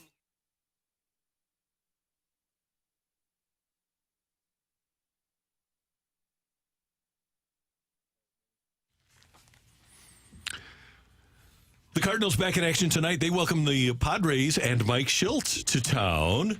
And is he still a part of the Padres I believe, organization? because of Matt Williams' illness. I believe Mike Schilt is still on the staff, if I'm not mistaken. Let me double check here. I believe he's the interim third base coach, which, that's great. Let me just check. Okay, so they've got Matt Williams there as infield coach and third base instructor, and Schilt, senior advisor to player development. So I don't know if Mike will be in town with them or not, but I didn't think that Matt Williams was back. So we'll find out. But either way, Mike Schilt has a lot to do with the Padres' improvement over the last couple of years in terms of fundamentals. Obviously, their manager, Bob Melvin, has the most to do with that. But is it reasonable to expect that the Cardinals can improve fundamentally? And by the way, they have during the course, they did during the month of July. But if they don't make changes with the people that are teaching fundamentals, can we expect the players to improve fundamentally in 2024? Now, the organization will say, we were the best defensive team in the league last year. Who was the manager? And Ollie was. Who was the coaching staff? Coaching staff was essentially the same, except for, obviously, Skip Schumacher being gone. But is it reasonable to expect this group of players, young players, let's use Jordan Walker as an example, to improve fundamentally if the same group of people is teaching them? No, I think there's definitely a difference because also you lose Maddox on your staff as well. And so that's a huge loss pitching wise. And just to have that veteran presence, what we're talking about, guys who have been there and done that and have been in various different situations. I know that you have Willie McGee a part of the staff, and he's been working with the outfielders. I mean, even teaching players how to play in the outfield. And he's done a good job of that thus far. But just having more of guys with gray hair, in that dugout, I think is something that is very essential because I don't know, more people are going to listen to you and also take in what you're having to say, especially when they've seen that experience. I know that especially having Oquendo around here recently, so many fans were like, how do we get him back up here, right? And I think he's satisfied with his role because he's in Florida. He wants to be around there. But you do feel like you're just missing that extra piece in this organization. And I feel like it would help bolster what Ollie has to say, what the organization maybe philosophy-wise wants to get out there, because whatever's going on, I'm sure they have tons of meetings. And Ollie has said that many times. They have plenty of meetings. We've seen the preparation. The execution is not there. So something is missing in that regard. Something is missing, and whether it's, the players not performing at the level, if they're not being trained or coached properly, which I have a hard time believing. I know how many hours coaches put into game plans and how much work goes into just those meetings of hours upon hours where no players are even in the building, where guys are really sitting down, figuring out what we're going to do for each game, whether it be football, basketball, baseball. The coaches spend countless hours trying to make sure that their guys are prepared. And then it's on the guys to go out there and do their job, especially professional athletes. That's what you're paid to do. Now, maybe there's there could be more of the training aspect of taking ground balls or taking fly balls, shagging fly balls, that type of stuff. Maybe that needs to occur more on off days or pregame or things like that. But I guess the notion that coaches are not preparing them, I just can't agree with that and can't get in that mindset, because I know how much time. And then as a coach, how frustrating it is to know we just went over this. Yeah. And then your guy does something completely the opposite of what you just went over. There is a helpless feeling as a coach when you're watching guys on the field, because there's nothing you can do. As a player, I could control myself. I could control whether or not I went and made that play. But as a coach, all I can do is give you the opportunity, show you how to do it, prepare you for the moment. But when the moment arises, how do you respond in that moment? And one of the things that Joe Madden said earlier this year on MLB Network was, when he had fundamental issues with a team, he would basically have a mini spring training. He would bring players in early and get them out on the field earlier than normal, and maybe spend a half hour working on fundamentals and the little things, hitting the cutoff man, being in the right place at the right time, thinking through a play before it even starts. Those little things that make for a great team. One of the things you have to do as a baseball player, and guys learn it in the little leagues, again, when they're taught to play team baseball, is, okay, if the ball comes to me, what am I going to do with it? And how often do we see the ball winding up in the hand of a Cardinal, and it's like, oh, well, what do I do with it? Right? And so just the mental aspect of fundamentals is a big part of it, too. I want to get to this point also. There's a notion that as a coach, your job is to every day rile your guys up and have this win one for the Gipper speech. That's not how that works. I honestly, I couldn't tell you, maybe on one hand, my number of years since high school, even in high school, college, high school, and the NFL, how many of those speeches I heard. That's not something that takes place every day in a 12-game season, in a 16-game season when I played in the NFL. It damn sure ain't taking place in a 162-game season. No. So the notion that, well, coaches got to do no, you get paid. Literally, your job is to do the best you can on the baseball field. If you're not doing that job, you're not going to have that job. That's generally how sports work. Unless you're getting paid $30, $40 million a year, you're going to be looking for a job elsewhere. What you want in baseball over the course of 6 months and 162 games is to be completely even keel. And you don't want to have ups and downs. You don't want to have days where you're sky high because you've been fired up one day, and then the next day you've expended all that emotion and you can't reach that level again.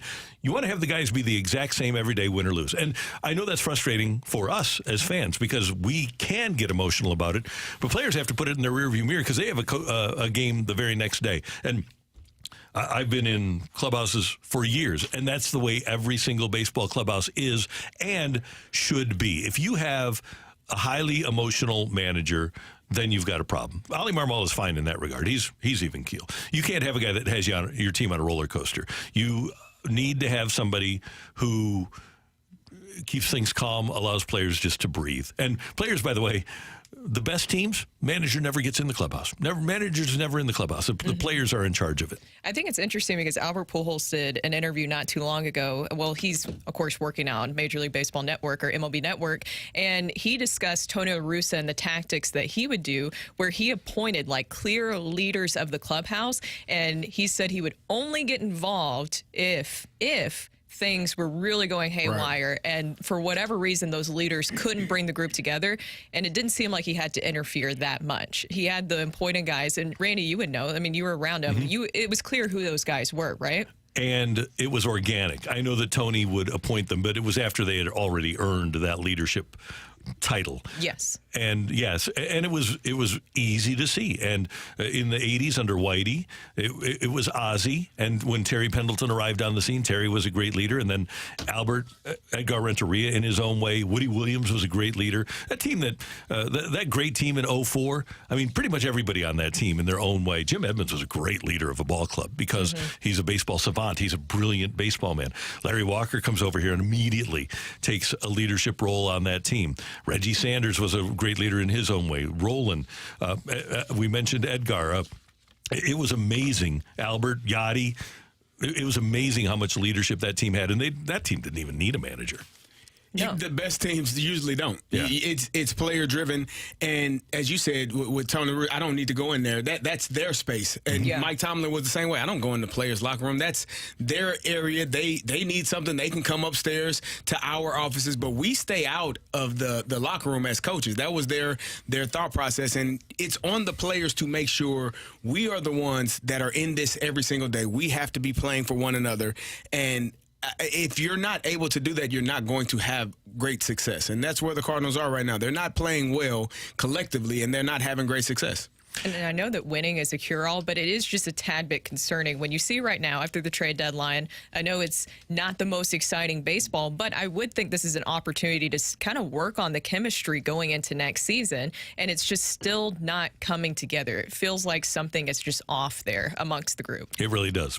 That's Brooke. That's Carrie. I'm Randy. Coming up, we've got the fight. Do you need a fighter, Matthew? No, we got one. We got a fighter. That's a good thing. So the fight is coming your way next on the opening drive on 101 ESPN.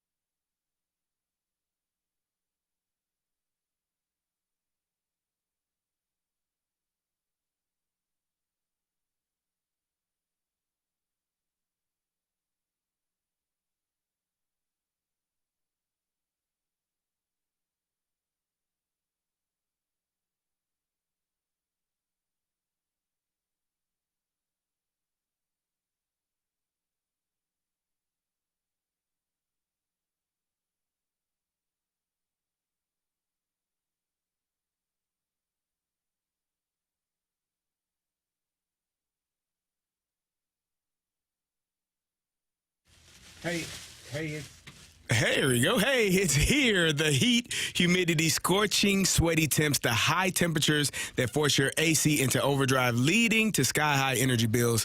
The solution, new windows from my friends at Window Nation. Save thousands today with no money down, no payments, and pay no interest for 2 years.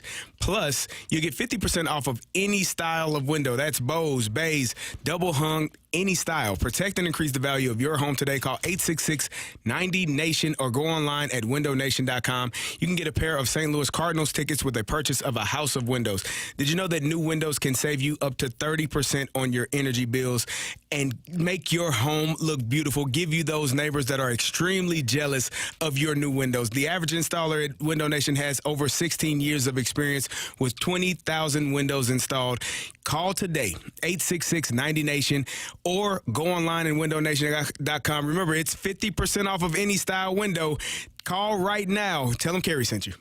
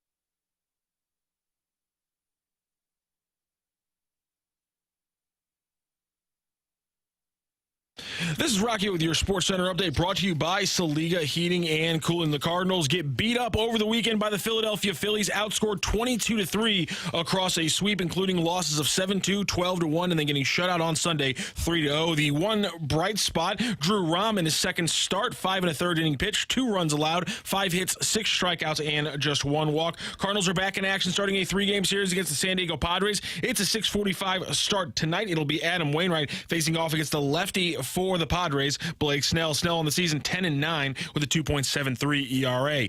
That is your Sports Center update brought to you by Saliga Heating and Cooling, an independent American Standard heating and air conditioning dealer.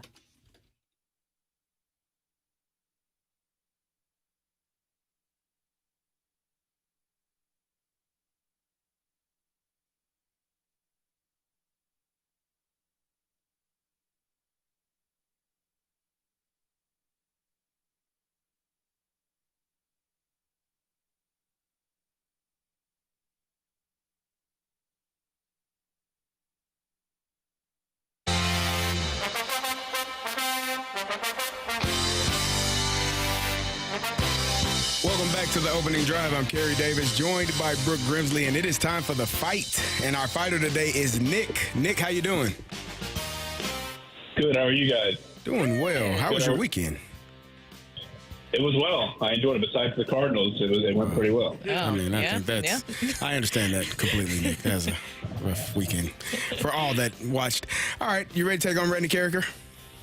I am. I tried last week, and Rockio did me dirty because I spelled his last name wrong. So you got it together this time, I see. So here we are. Yeah. Double CH. Okay. Yeah, I just called him Matt this time. There you go. All right, here we go. Which Major League franchise has the longest playoff streak at 10 consecutive years? Is it the Dodgers, the Astros, or the Yankees? Ooh. It seems like the Dodgers. They've won however many straight division titles, so I'll go with the Dodgers. Matt Carpenter is the last Cardinal to put up 50 doubles in a season. Which old school Cardinals Hall of Famer is the only one to ever top 60? Is it Red Schoendienst, Eno Slaughter, or Joe Medwick? Ooh. I'll go with Joe Medwick. Who is the youngest starting quarterback to win a Super Bowl at 23 years old? Is it Patrick Mahomes, Tom Brady, or Ben Roethlisberger? Ooh, that's another good one. I think Ben won in 2005. I don't know how old he would have been. Brady, 2000, and Mahomes. I'm pulling a Randy right now. Sorry. Let's see. Mahomes. 2020. I'm going Mahomes. Happy birthday to former Blue Pierre Turgeon. Turgeon led the Blues in scoring with 82 points in 2000 and 2001, that 2001 season. Who did the Blues lose to in that year's Western Conference Finals? Is it the Dallas Stars, Detroit Red Wings, or Colorado Avalanche? I was 4 years old. I'm trying to think here. 4 years old? Wait, how old are you? You said 2000, right? Yes, the 2000-2001 season. Yeah, I was 4. I was 96. I think the Red Wings had a nice run back in the day. I'm not really sure, so I'll go with the Red Wings. What was the final answer on the third one? He said Red Wings. Okay. Sorry. I just wanted, we'll double. You look troubled. Double check our scores. Well, I didn't hear the first score, and I didn't hear the fourth one, so I just want to make sure. All right, Nick, how you feeling? That's the thing. When you get on here, you're not really sure. I think I did okay. We'll see. Think you did okay? I hear that often. People. Hello. Well, here's a. Now I'm looking around. Oh, he hid it behind his back. I didn't see it. He has a Mountain Dew. Oh, Yep. yeah. And it's a regular Mountain Dew. You're jacked. Uh-oh. You're all jacked up off of Mountain Dew. Bet I am. What's going on? Randy, say hello to Nick. Put these headphones on. Good morning, Nick. How you doing? Great, Randy. What's going on? Hey, it's all good. Thank you very much for listening. Thank you very much for playing this morning. We appreciate it. Thank you. All right, Randy, here we go. All right. Which Major League Baseball franchise has the longest playoff streak at 10 consecutive years? 10 consecutive years in the playoffs. I don't think it's the Astros. The Yankees seem to make it every year. Have they missed? Red Sox haven't. Rays haven't. Nobody else in the AL West or AL Central. National League. Doyers, 10 straight years. Final answer? Final answer, yes, sir. All right. Matt Carpenter is the last Cardinal to put up 50 doubles in a season. Which old school Cardinals Hall of Famer is the only one to ever top 60? Oh, man. Could it be like Enos Slaughter, who wore number 9 for the Cardinals? Or could it be Stan the Man, who wore number 6? Or could it be...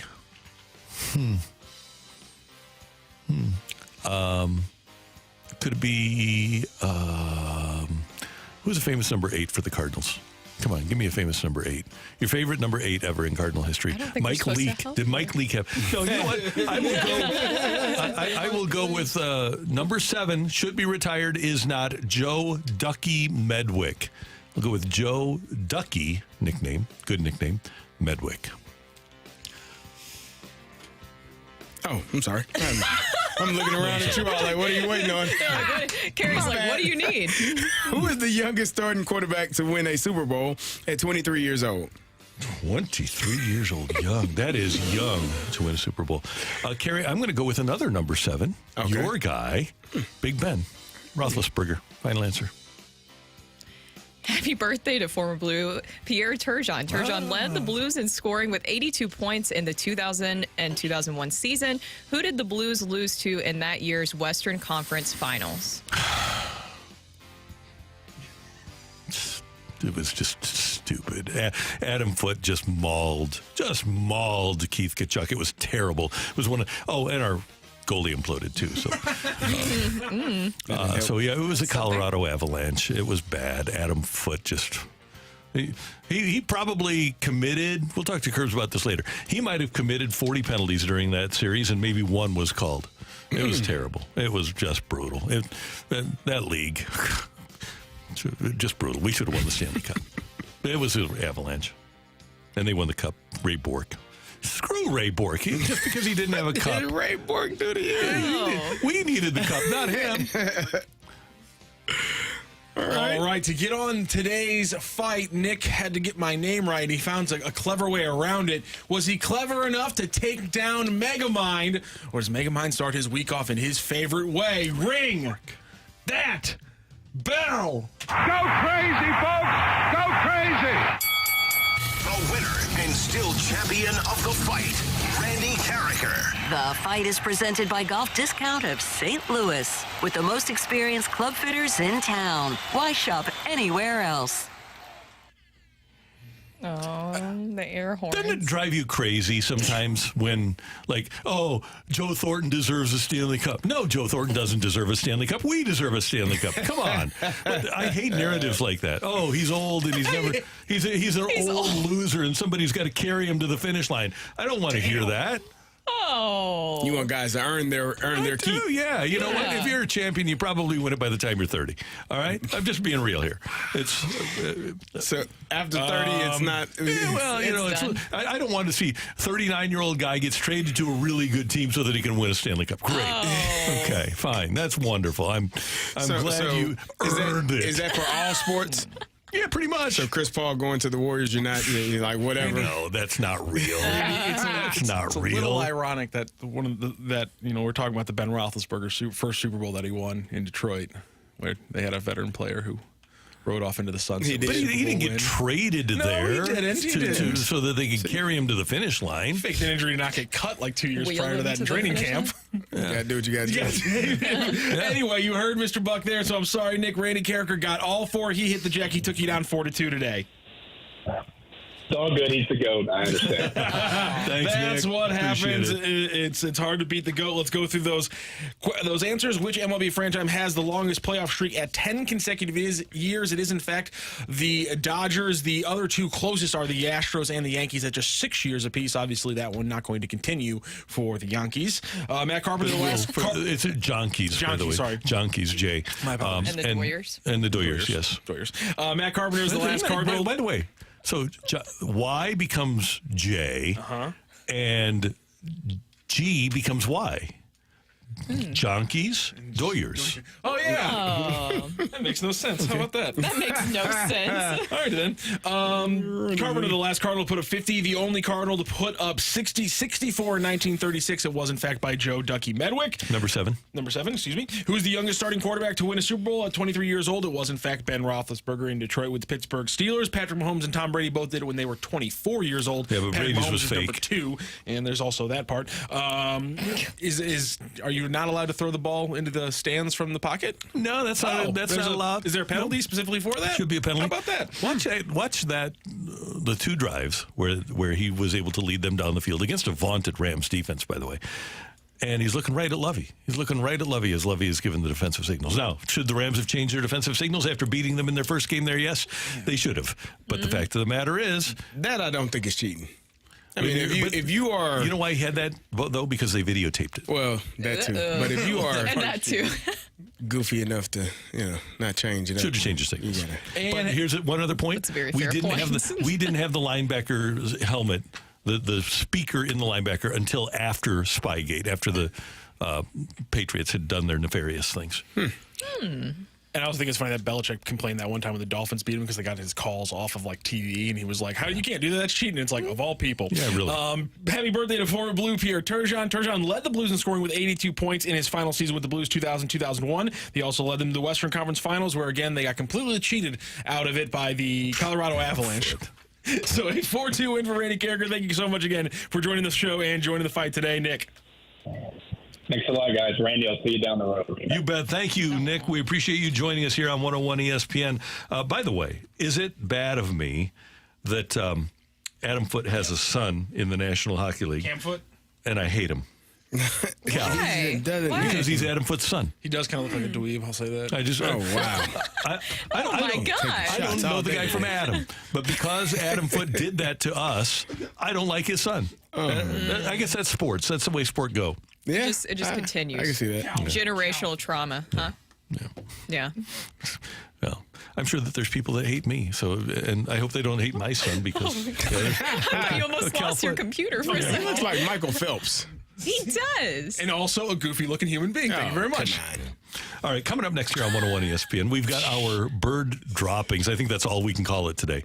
Bird droppings coming your way on the opening drive on 101 ESPN.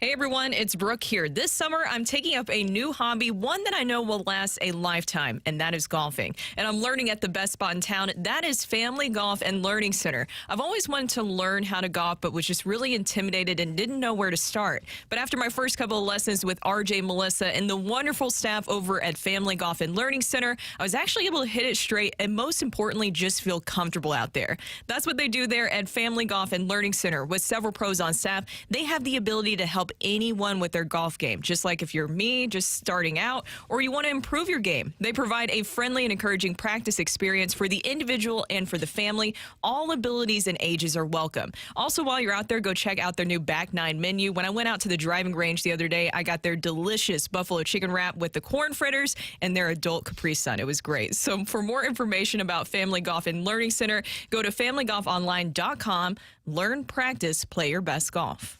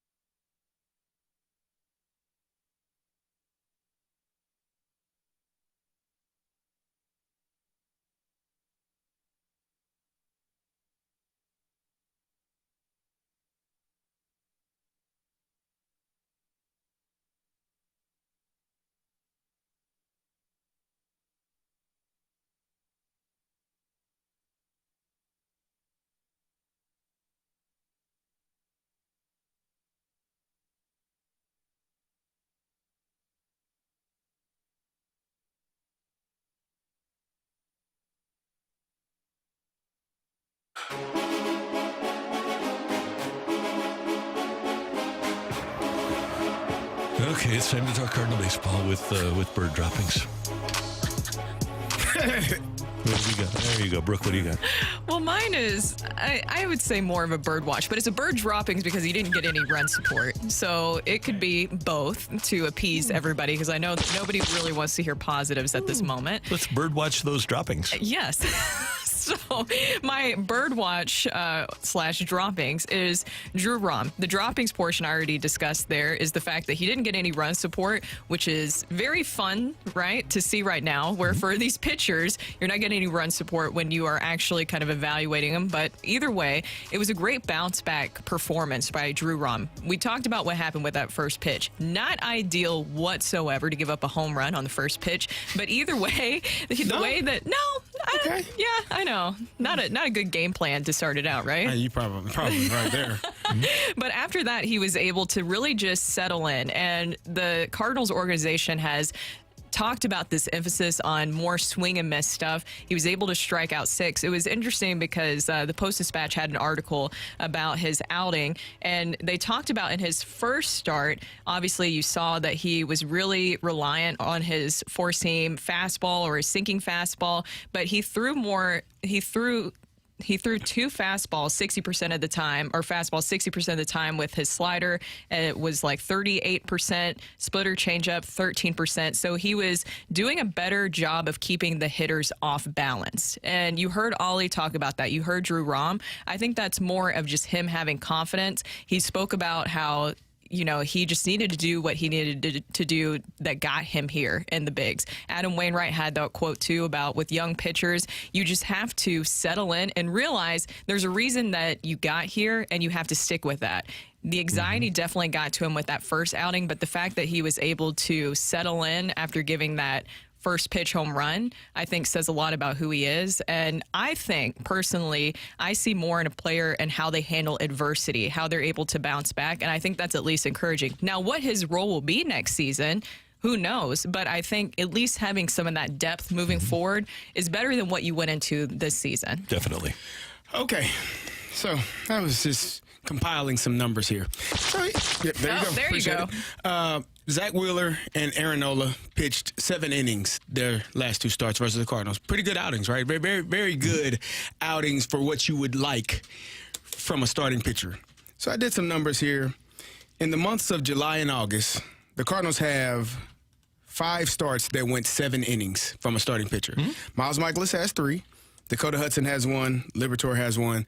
That means Zach Thompson has none. That means Steven Matz has none. That means who else has started? Who am I missing? I'm missing somebody. Liberatore? Adam Wainwright has none. That should be all of them. I think I'm at my number of started pitchers from July and August. In that same time, July and August, we have 5 from all of our starting pitchers. Aaron Nola has 5 of those games where he went 7 innings. You know how many Zach Wheeler has? How many? 5. Wow. 2 of their starters have 5 games where they've gone at least 7 innings. The Cardinals have 3 players that have done that, and only 5 total. So when we talk about pitching and the starting rotation and how it impacts the bullpen and how it impacts the entire game, that's what we're looking at. When you get 2 starters that can give you those innings, I'm sure. I wonder what the bullpen is like when Aaron Nola takes the ball on any given day. They'd probably just kick back, have a few beverages, a few man brews. No, they're not going to be heavy workload that day. Yeah, they have to be. They're just relaxing. It matters. It does. So when you have 2 pitchers and 2 very good pitchers, a 1 and a 2, that can go out there and do their thing in that manner. And maybe the other 3 pitchers, the other 3 days, maybe you have to work a heavy load depending on who's out there. But it changes the trajectory of the game. It changes the trajectory of the bullpen and how you shuffle things around from game to game. And I wonder this season, because we've talked about when Jordan Montgomery, when he was here, why they didn't let him go deeper into games. Is that more of, you guys think, do you think that it's more of just a pitching philosophy of where they have to stick with this? Or do you think that they believed that some of these pitchers didn't have the capability to do that? I think it's analytics. I think the Cardinals are afraid to let a guy face the lineup a third time. And Rob Thompson in Philadelphia, Dave Dombrowski, their general manager, who lets Rob Thompson manage, by the way, they don't manage out of fear or numbers. They manage out of the eye test and allowing a guy, okay, he's throwing well, I'm going to allow him to keep throwing. And oh, by the way, that walk by Aaron Nola yesterday, his 1 walk, was the first walk the Cardinals took in the entire series. Cardinals walked 3 times in the series. They were all yesterday. So Nola, because of being able to suppress walks, throws 95 pitches in his 7 innings of work. Not wonderful. Rahm threw 96 in his 5 1/3. No, not great. Not great. Cardinals. So yeah, this is it's frustrating at times. At times, Randy. I just been gave a you long like 7 season. pitchers that started a game and can't go 7 innings, man. It's alarming. The Phillies got 2 guys that have done it 10 times. And you know what? You better, if you're going to get Aaron Nola, you better change philosophically and not manage or not set your plan before the game out of fear. Do you think that prevents players from wanting to sign here as a free agent as well? No doubt in my mind. You telling me I can only pitch how many pitches? Yep. You think Jordan Montgomery's going to want to come back here? Yeah. And that's the thing, is those are going to have to be discussions of, okay, you're going to change your pitching philosophy. What exactly will that look like? How much will I have a say in this and what I'm able to do? And if I feel confident in my stuff, how long will I be able to go at? How deep can I go into games? Because if you're talking about Blake Snell as being a possible person that you're looking at, Blake Snell has already expressed frustration with a past team when they wouldn't let him go deeper into games. Yeah. So it does. It gets frustrating to not allow people to become horses like Wheeler and Nola clearly are. Mine, guys, I'm kind of disappointed because I know that you guys know this. I'm not sure that the public at large is aware of this, but my favorite player is Guillermo Zuniga. And so this year, he got recalled by the Cardinals on May 2nd. On May 6th, he was returned to Memphis. Then on June 24th, he couldn't pitch for Memphis because he was on the IL. Then the Cardinals brought him back on August 19th, sent him back on August 21st, brought him back on August 25th, and then placed him on the 15-day IL yesterday. So he has 2 more transactions than he has innings pitched for the Cardinals this year. And so I just want to see my favorite player, Guillermo Zuniga, get an opportunity when he comes back from the 15-day IL. Let him play. You think all that traveling kind of got caught up with him? That's why he got hurt? Yeah, probably. He's probably got a little jet lag. So it's like the Brad Thompson route. It's no. May 2nd up, May 6th down, August 19th up, August 21st down, August 25th up, August 27th on the IL. Yeah, it's I'm sure it gets frustrating. Yeah. I haven't been able to really understand the reasoning behind Zuniga this season and how they've used him or not really used him.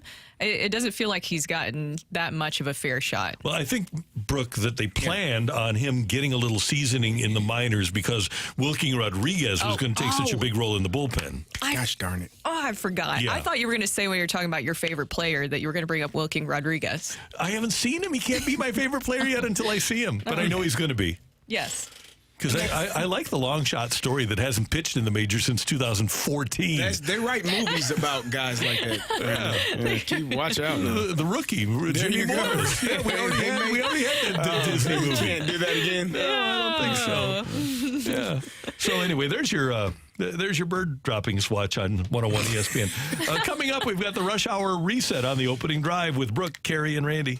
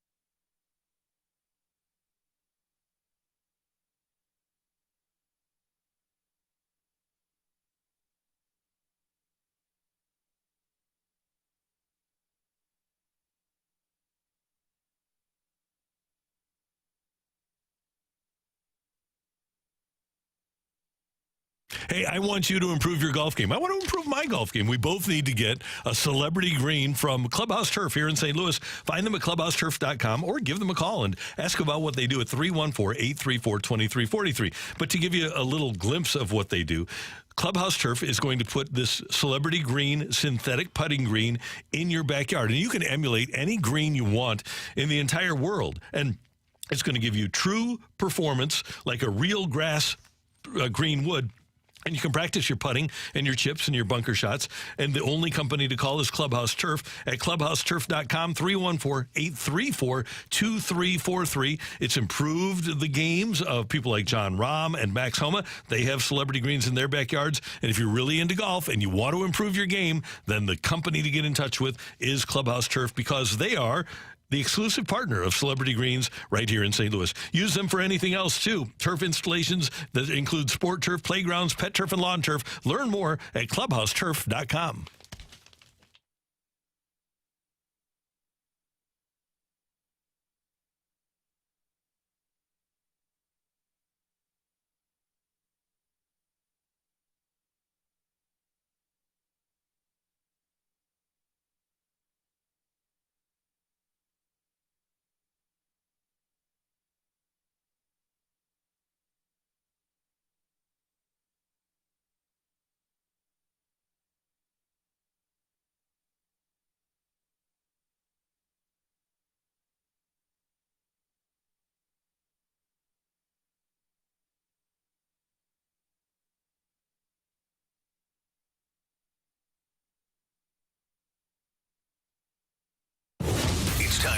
recap the biggest sports stories of the day on the opening drive with a Rush Hour Reset. Brought to you by Clubhouse Turf, your exclusive partner of Celebrity Greens. We're redefining private golf.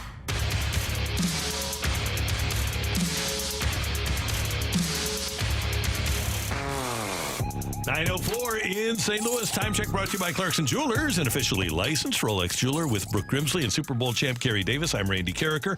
And the Cardinals lost yesterday 3-0 to the Philadelphia Phillies, getting swept in the 3-game series. But Drew Rahm goes 5 1/3. He allows 2 runs, both earned on 5 hits. He struck out 6 and walked 1. And the first hit he allowed was his very first pitch. And a fly ball to deep center field. O'Neill going back to the wall. It is gone!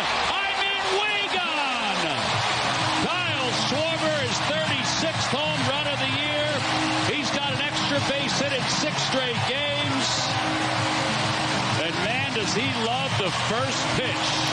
He sure does. Kyle Schwarber scoring the only run that the Phillies needed. The Cardinals failed to score. As a matter of fact, they only had 2 hits on the day against Aaron Nola, Jose Alvarado, and Craig Kimbrell. 3-0 was the final. The Cardinals swept in Philly. They now are a season-low 19 games below 500 and take on the Padres today at the ballpark. Blake Snell against Adam Wainwright. Ooh. Blake Snell is going to be very, very good to see. Seeing Wheeler, Nola, and then Snell. That's kind of a murderer's row. Yeah, that's exactly what it feels like. I mean, they are all very, very good. And Nola is like a shiny toy that you just want the Cardinals to get. And please don't break, as we discussed earlier. Right. Don't break the shiny toy. We like nice things, and we want to keep them. Yeah, I mean, I think this should give you, if you're a Cardinals fan, I guess a glimmer, a glimpse of hope for what the future could be if you were able to go out and get one of those 2 guys, or maybe trade for a Dylan Cease, or find someone that can pitch more than 6 innings and give you. But you have to be allowed to do so. I need an ace. I need a guy that can tell the manager, go back to the dugout, go away, like and mean it. Like nothing but respect for you, sir. Don't come out here to get this damn ball. I don't have anything in my hand that I can give to you. You go back, I'll finish this inning, and we'll revisit this situation in the half inning and discuss what the plans are for the next time I go out there, or if I go out there again. And Blake Snell has thrown a lot of quality starts this year. He's gotten through 6 a lot, although he hasn't gotten through 7 an awful lot. As a matter of fact, when you look down the game log for Blake Snell, he's only thrown 7 innings once this year. But he does lead Major League Baseball in earned run average, so there's something to be said for that at 2.73. Is that a philosophical thing? Are they forcing him to go through the lineup twice and say the third time you're done? I think so, yeah. He's right around 100 pitches most of the time. They let him go 100 pitches, but he doesn't ever go 115, 120. He's maxed out this year at 105? No, he had a 109 6-inning start, 109 pitch 6-inning start. But they generally, Bob Melvin doesn't allow him to go much more than that. So the Cardinals lose yesterday, and will try to beat the Padres today. And it is a 4-game series, if I'm not mistaken, right? Monday, Tuesday, Wednesday, Thursday. The St. Louis City SC lost to Orlando City 2-1 on Saturday. Disappointing loss for City SC. And that game was 0-0 for a long time, and City SC just couldn't get over the hump. But they'll bounce back because they're great. Yes, and I think one thing that's important to note there, João Klaus, he was able to come back. I know it was very limited, but at least knowing that we are finally getting towards that, having him return in action, and it really didn't move things conference-wise. So City SC is still at the top of the Western Conference. Now, there is not much separation in the Western Conference. So 3rd and 10th place in the Western Conference are separated by just 5 points. Wow. So things are going to get really, really tight here for City SC. Just keep winning. You have to, yes. Yep, get W's on the pitch when you put your kit on. Yes. Keep getting gooder. Don your kit. You don't put your kit on, you don your kit. You don it. Yes. You don it and you wear it proudly. Yes. I think something to watch for is as guys get healthy, we mentioned João Klaus getting him back, Nielsen as well, but Giacchini, he exited the match early. And so that's something to watch for. Hopefully it's not anything serious. Scott Dixon won the Bomberito 500 over at Worldwide Technology Raceway. Congratulations to Scott and his team and everybody at WWT Raceway. They did a fantastic job over the weekend of having that race come off. Victor Hovland won the Tour Championship, third youngest Tour champion. I was so sure that question was going to be on the fight today. You were ready. I was. The youngest Tour champion ever, Jordan Spieth, won it at 22. Justin Thomas at 23. Victor Hovland at 25. Wow. He knew you were dialed into that. And Luis Lapay hit a walk-off homer for El Segundo, California. They beat Curacao 6-5 in the Little League World Series Championship. Congratulations to Luis and the Americans. When he gets back to school, seriously. Like you're that guy. Like when you walk in, do the kids just like surround you and jump all over you? Like, we got to have a moment in class where the teacher acknowledges what I did. The speaker system has to acknowledge my moment in history as far as Little League World Series Probably baseball. like a little parade too. Yeah, a mini parade. Yeah. Like I'm just parading down the hall and everybody's clapping. It starts with the slow clap. Yeah. Like in the movies in the 80s. And then Why not? I mean, that's what it feels like. You're not going to be able to tell that kid anything. By the way, that's also where Lars Nootbaar is from. Oh, okay. Oh, really? So Lars needs to reach out to him. Yeah, I think he probably acknowledged them this past weekend, but that's where it all started for him. Wow. So my hope is that Luis Lapay, by the way, doesn't become like Biff Tannen. Speaking of 80s movies, you don't want him to just be living off of that for the rest of his life. For the rest of his life. Yeah. You know what I did back in 2023? Google me. Goes on dates and has to like show, well, this is what I accomplished. Takes the trophy with him. Right. And Simone Biles won her 8th national championship in gymnastics. She's spectacular. Yes. And she'll be representing the US of A next year in Paris. Paris is where the Olympics are going to be next year. I should go to that. Oh, and by the way, one other note, and no surprise here. The Olympics in Paris? Yeah, not a bad call. Can we go cover that? That's a good idea. Is that in the budget? Now we're talking. Now we're using our big brains. Yes. Let's do that. Guys, I'm working on spring training. CJ Stroud is going to be the Texans starter. Good for him. That's shocking. Does he get drafted in the 101 ESPN league tonight? Well, it depends if you're listen. Anything based off of last year, anything's possible. I'm not gonna. Randy, let me tell you the panic that I had. So Miles Sanders was on the board. Yeah. It had to be 6th, 7th round. Later, I think it might have been 9th. And I'm wondering, well, what the hell is wrong with Miles Sanders? But the issue I had 30 seconds to Google what was wrong with Miles Sanders and why he was still on the board. Because I thought maybe he was on the IR and they just hadn't clicked it. Or something was wrong. But the sheer panic that I had clicking a button for a guy that I had no idea whether or not he was going to play or not. And then didn't he score like 10 touchdowns? Yeah, he was really good. My team stunk, but he was really good for me. Yeah, your team was. I always thought your team was going to win. It was really talented. That was a problem. Lamar Jackson did me wrong. Yeah. His quarterback, he couldn't guide. I was scuffling after that. 11 touchdowns for Miles Sanders last year. He was on the board at 7th, 8th round. I was like, what the hell is going on here? I'm trying to figure it out. I made it pretty far last year. I took Jalen Hurts, I think, in the 6th.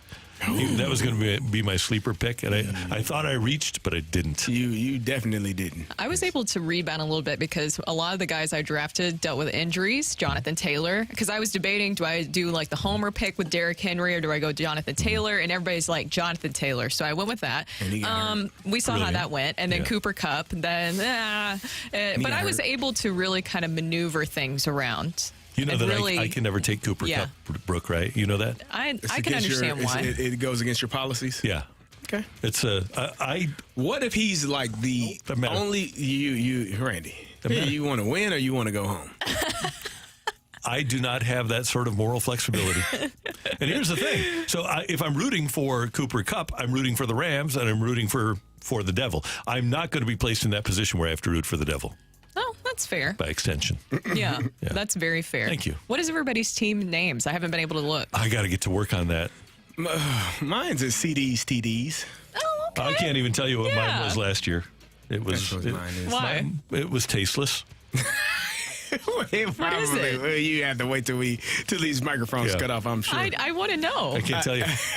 I'm not. Oh, do you remember what it is? Yes. Okay, I have to know this now. I have to know. Yes, I do remember. Any hints? Any hints? Is it Rams related? I'm assuming. No, okay. Oh, wow. No. Okay. The only hint is it was Browns related. There you go.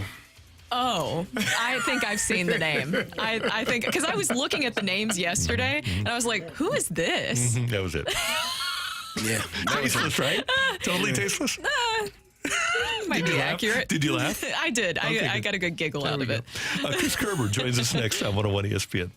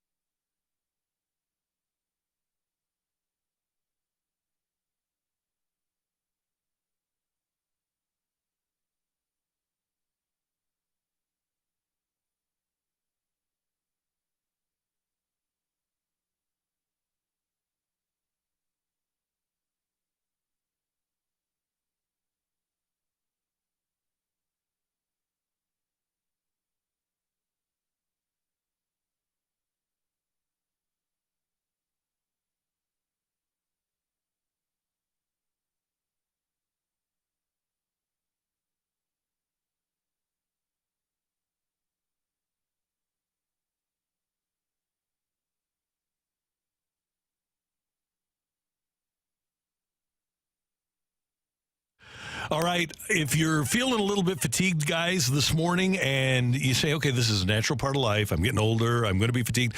That is not the case. If you go to Mentality, you don't have to feel that fatigue because if you're beyond the age of 30, your testosterone level has dropped. This is a medical fact. It happens. And at Mentality, what they're going to do is provide you the opportunity to restore your testosterone level to what it was when you were in your 20s. And the way it works is simple. You go in, you get a complete panel taken by your physicians there. They have great board-certified physicians, and they'll provide you knowledge of where your testosterone level is. Then they have an FDA-approved supplemental testosterone treatment that will allow your testosterone level to return to what it was in your 20s, and you won't feel as fatigued. You won't feel as anxious. You'll feel a lot better. I use it, and you should too. They have great clinics in Chesterfield and in South County. You can make an appointment today by going to lowtusa.com. They'll work with your insurance company, and you'll have the lowest out-of-pocket expenses possible, and you can be the energetic guy that you used to be and that you want to be with Mentality.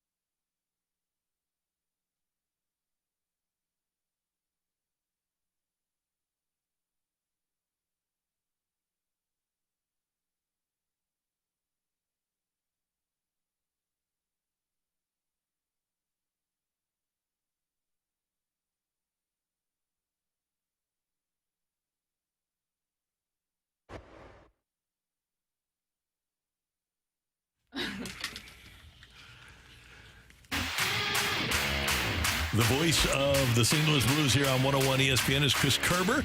He got a chance to go and see his favorite football team last week and wasn't with us, but now he is back in St. Louis. And first of all, Kerbs, good morning. How you doing? Kerbs. How are you?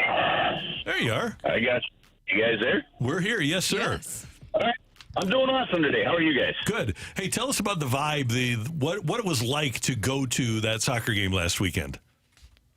We caught two of them. We saw Fulham play Brentford at the Cottage in Fulham, and then we went to Chelsea West Ham at Olympic Stadium, and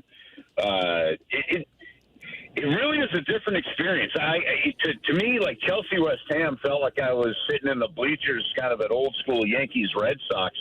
I mean, it was nuts.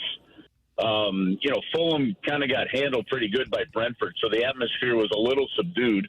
But it's really just about the game. You're not allowed to have beer or liquor in the stands. You can drink them on the concourse. So during halftime, people get to the concourse, and then it's just a pound fest. Right, and then they have they have like the visiting ticket section where they sell a certain number of tickets to the other team, depending on the size of the stadium. It could be several hundred, could be a couple thousand. The one Chelsea against West Ham they had an entire line of security guards all the way up from the field, all the way up to the concourse, separating that fan section so nothing happened there. I mean, it was the atmosphere was just absolutely insane. Yeah, it sounds like it. So I have to ask you, in your trip to England, was there any interesting food that you got to have? I love to hear about food. So was there any interesting food experiences? Okay, so this was about as perfect of a guy's trip as you could have, right? So I think we had ups and downs, and we saw the horse racing. So, man, I got to tell you guys about that horse track, by the way. But we went to ups and downs, which is where they hold their version of the Kentucky Derby. All right. Then we did the first day there. We went to the Churchill Museum, saw the Churchill War Rooms, which is spectacular. And if anybody ever goes there, I mean, the actual bunkers that they were in during World War II. And then, the three of us did still do a tour of Buckingham Palace. But we hit about 11 or 12 pubs over the 4 days we were there. And normally, I wish I had a better food experience for you, but it was about 11 o'clock at night each night. We're like, dang, we ought to eat something. And we ended up at like 3 different late night kebab places because that was all that was open by the time we remembered we should eat. Curbs, we asked this question last week. We were asking about greatest villains in sports history. So I want to know, who is your greatest villain in hockey history?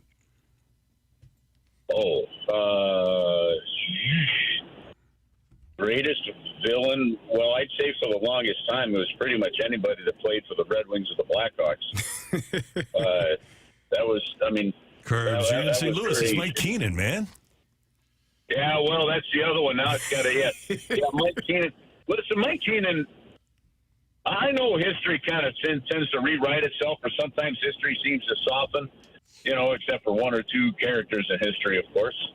But Mike Keenan really nearly destroyed this franchise. And I know you got to soften a little bit because he was the one that brought Pronger in. I get it. But, I mean, in a year and a half, he did more damage than anybody could have possibly imagined. So, I'll with you, Randy.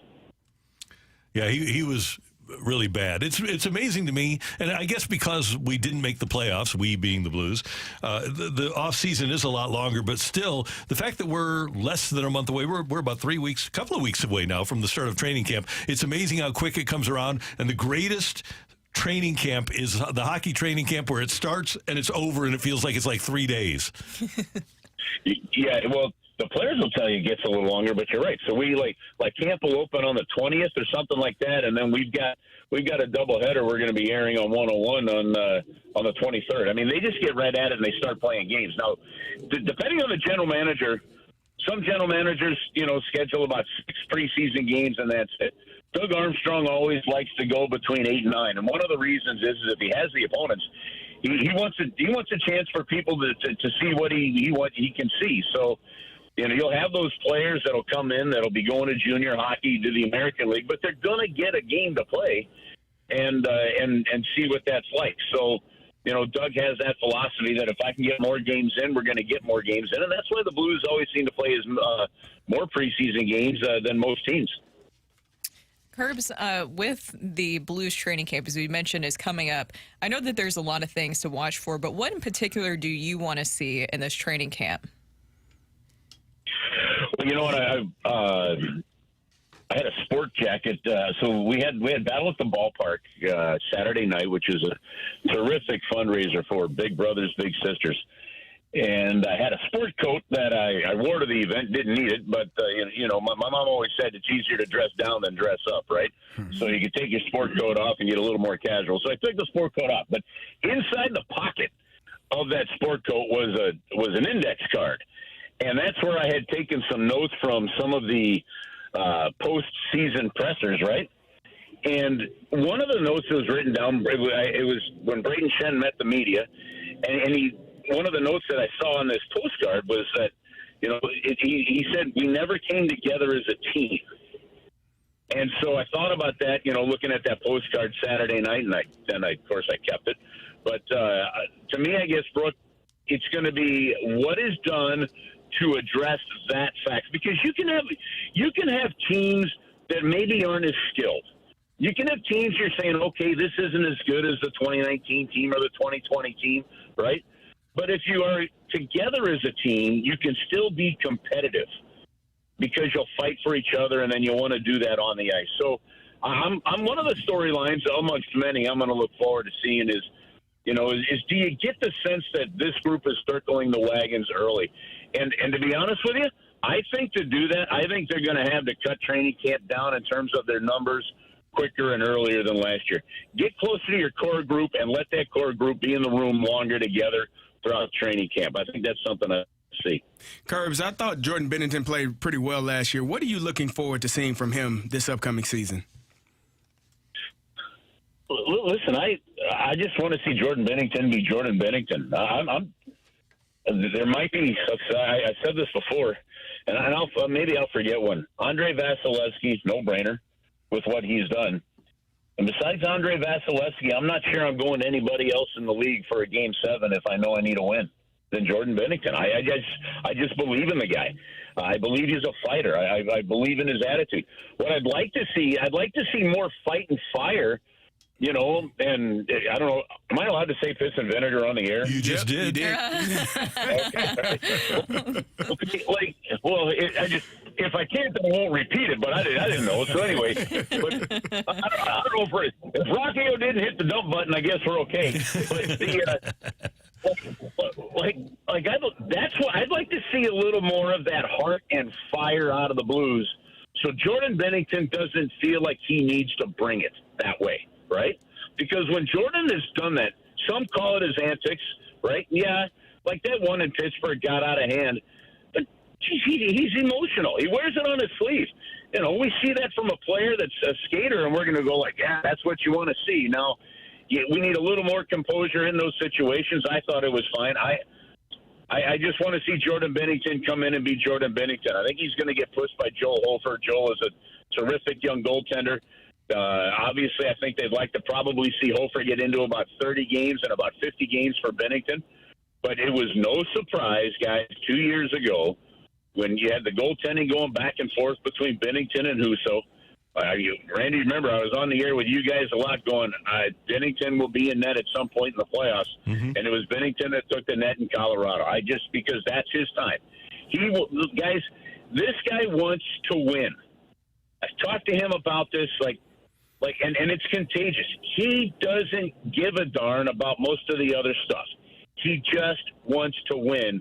And I haven't seen pretty much that attitude from any goaltender we've had here at that level since I've been a part of this organization. So I don't need to see anything special out of Jordan Bennington other than just be Jordan Bennington, and we're going to be fine. Finally, Kerbs, the Blues always do a great job of getting the fans ready for the season, and 101 ESPN and Bud Light are bringing folks Blues and Brews on Friday night, September 22nd at the Anheuser-Busch Brewery, getting fired up for the Blues season with an outdoor street party featuring live music and appearances by Blues players and alumni, food trucks, Blues merchandise, 101 ESPN giveaways, and more. And that'll be September 22nd over at the brewery, and that'll be a lot of fun. Man, it's going to be a ton of fun. If people haven't been to the brewery in a while, I actually did a brewery tour a couple of weeks ago that was just spectacular, and I hadn't done one in quite a while.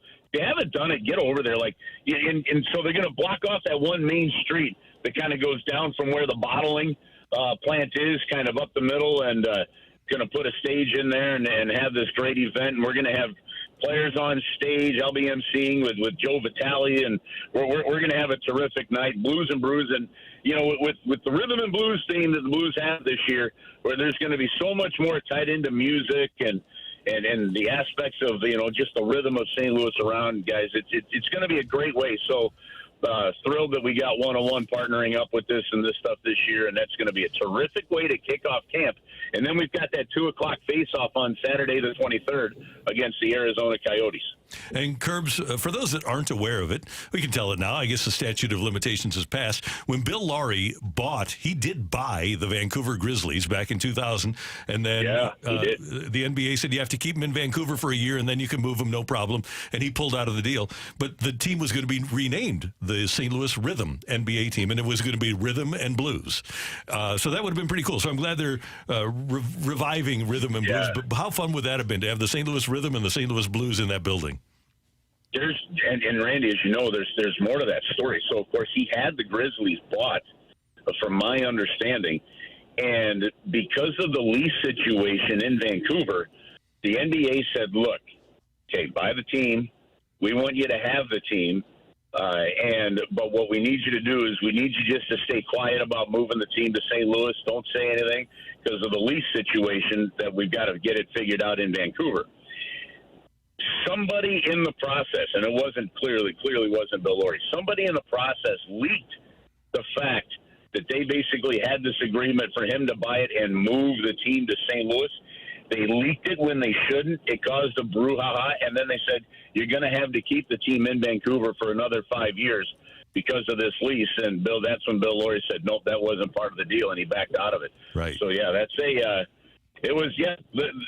city was that close to having an NBA team there, and unfortunately, it didn't happen. And then months later, Michael Heisley buys him and has to keep him in Vancouver for a year anyway before moving him to Memphis. It wound up being only a year. And it wound up only being a year. Yeah, isn't that crazy how that works? But somebody leaked the story, and that created a brouhaha that basically scuttled the deal for Bill Laurie. And by the way, a brouhaha is bigger than a kerfuffle. It's definitely bigger than a kerfuffle. A brouhaha is, those are special moments. Brouhahas are special moments of intensity, I would think. They're rare, no doubt about it. Yep. Kerfuffles are something you have with your kid and a stuffed animal. Oh, yeah. Well, it's here. A brouhaha is like Kadri and Bennington. A kerfuffle is Bennington like swinging his stick from like 3 feet away. That's a kerfuffle. Yeah. And a brouhaha is when the guy gets knocked out. Totally with you. I think those are good analogies. I love it. All right. Perfect. Kerbs, we'll talk to you soon. Thanks. It's always great to talk to you. Welcome back, and glad you had a great time. All right. Thanks, guys. Thanks, Brooke. Have an awesome week, you three, and we'll talk to you next week. All right. We'll see you later. Voice of the Blues, Chris Kerber, 101 ESPN. Coming up, all 3 of the first-round quarterbacks that were drafted in the past draft are going to start. Which one is going to succeed the greatest? That's next on 101 ESPN.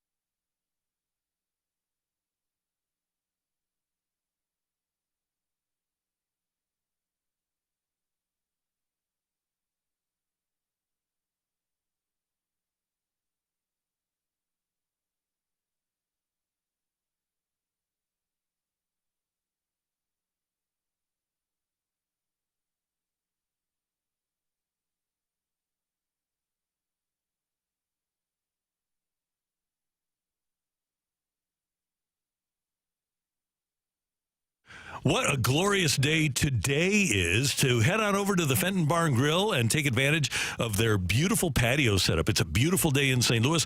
Stop on by, have a great time. They have on the patio, they have TVs out there so that you can watch all the sports that's going on, and you'll just enjoy all the people and all the ambiance. They have the best servers in town. Kelly will be there today along with Megan and Jamie and the crew, and you're going to have a great time. I had a burger when I was over at the Fenton Bar and Grill on Friday, and it's a magnificent cheeseburger, juicy and perfectly prepared. And then, of course, you have the tater tots. And, yes, you have to have the best trash wings in St. Louis, and those do exist at the Fenton Bar and Grill. If you want the best wings that you'll ever have, it is the Fenton Bar and Grill on Rudder Road. All you need to do is head on over to the soccer park and follow Rudder Road over to the Fenton Bar and Grill. Learn more, check out their menu at FentonBarandGrill.com. Whether it's a business lunch today or you just want to hang outside with friends and family, or maybe you're going to go there after golf or tonight for dinner. It's the Fenton Bar and Grill. Tell them Randy sent you.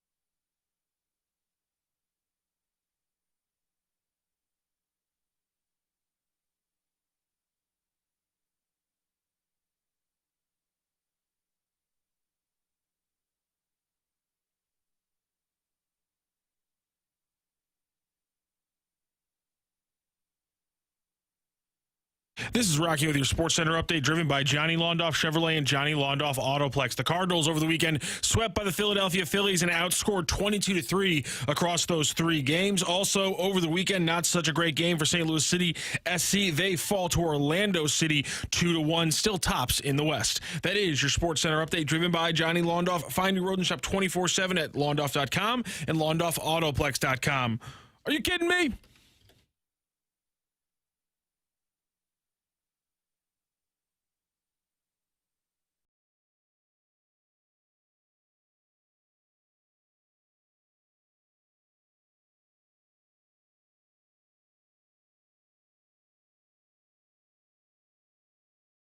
Anthony Richardson, the rookie out of Florida, who is the starting quarterback for the Indianapolis Colts, and Bryce Young, the first pick in the draft out of Alabama, drafted by the Carolina Panthers. So out of those three, Brooke and Carey, I'll tell you who I think has the inside track to be the best. It's the guy that played for the worst team last year. It's Bryce Young, because he has a veteran NFL head coach in Frank Reich who has a history of developing quarterbacks. He doesn't have great weapons, but he's got some weaponry there. And I just think he's the best guy of the three, the best quarterback of the three. So I'm going to go with Bryce Young. And then my number two, I don't have confidence yet in Anthony Richardson. So my number two is going to be C.J. Stroud. And then my number three in order is going to be Anthony Richardson. I think you have to look at what those guys have around them. And you look at this team for the Carolina Panthers, there have been talks about how poor this offensive line has been and how worried people are about Bryce Young staying upright and not being knocked over pretty much every time he drops back. And when you look at the skill positions, I mean, Adam Thielen is there, DJ Chark, you not really give you a lot of excitement. I think Anthony Richardson has, if Jonathan Taylor is playing, he has the best skill position now. Their receivers still need some help. You got Michael Pittman Jr., but I think when you look at someone that can alleviate some of the pressure off of you, and Anthony Richardson is a bigger quarterback than both of those guys with the ability and hopefully the durability, I would say that Anthony Richardson may have the highest upside. If I were to pick, though, I would go I would go C.J. Stroud, Anthony Richardson, and then Bryce Young. I agree with you on that order. C.J. Stroud is very interesting to me and what he's going to be able to do. We keep hearing about his football IQ. Yep. I'm interested to see how that plays out on the NFL level. And also, let's be honest, the AFC South is the AFC South. I think that if there is a division that you're going to got a chance. Yeah, I'm just saying. I'm saying it seems like if you've noticed here recently, as painfully as a Titans fan I've noticed, it seems like it's almost a competition of who's going to finish out not somehow winning. It's like whoever is just going to at least squeak by at the end. So I think that there will be some room for him to grow. And I think that he will be one of the most interesting ones to watch out of that group. One of the advantages that he's got a few advantages. Number one, we know philosophically what D'Amico Ryans is going to be. It's going to be pretty much what they've done in San Francisco, where they can get by without the best quarterback or by just limiting what the quarterback needs to accomplish. The other thing that he has going, and you mentioned the O-line CD in Carolina, he's got Laramie Tunsil on his left side, protecting his blind side. Might be the best left tackle in the league right now. So that's a huge advantage for Stroud walking through the door there. And then you look at, you talk about D'Amico Ryans and the defense. They have a better defense. I think they probably have, out of those three quarterbacks, the best defense of those three teams. You drafted Will Anderson in the first round. You got Derek Stingley. You got Jalen Petrie, who did a really good job last year. So they probably have the best defense, which allows you to hopefully stay in games, which allows you to not have to drop back 30 to 40 times a game. And if you don't have to do that as a rookie, you're going to have more success. You're going to have an opportunity to hand the ball off and get the ball to play action, get the ball to your guys without the duress of dropping back in defensive lines, knowing that that's coming. Well, we have to talk about Trey Lance. That's obviously the biggest story, I feel like, coming out of this weekend with the 49ers. Is it safe to say that now this is probably like one of the worst quarterback trades? Because I know a lot of people talk about Russell Wilson and that specifically, but I don't know. This feels pretty bad. Well, it almost is to the point where, because of where he was drafted, you go from a guy that was drafted in the first round and what was he drafted? Second or third? Third overall. I mean, you may be looking at one of the quarterback busts, the greatest quarterback bust if he doesn't pan out or nothing comes out of this trade to Dallas. Obviously, San Francisco felt like it had run its course. They had tried all of the options and exhausted all possibilities and felt like it was time to move on from him.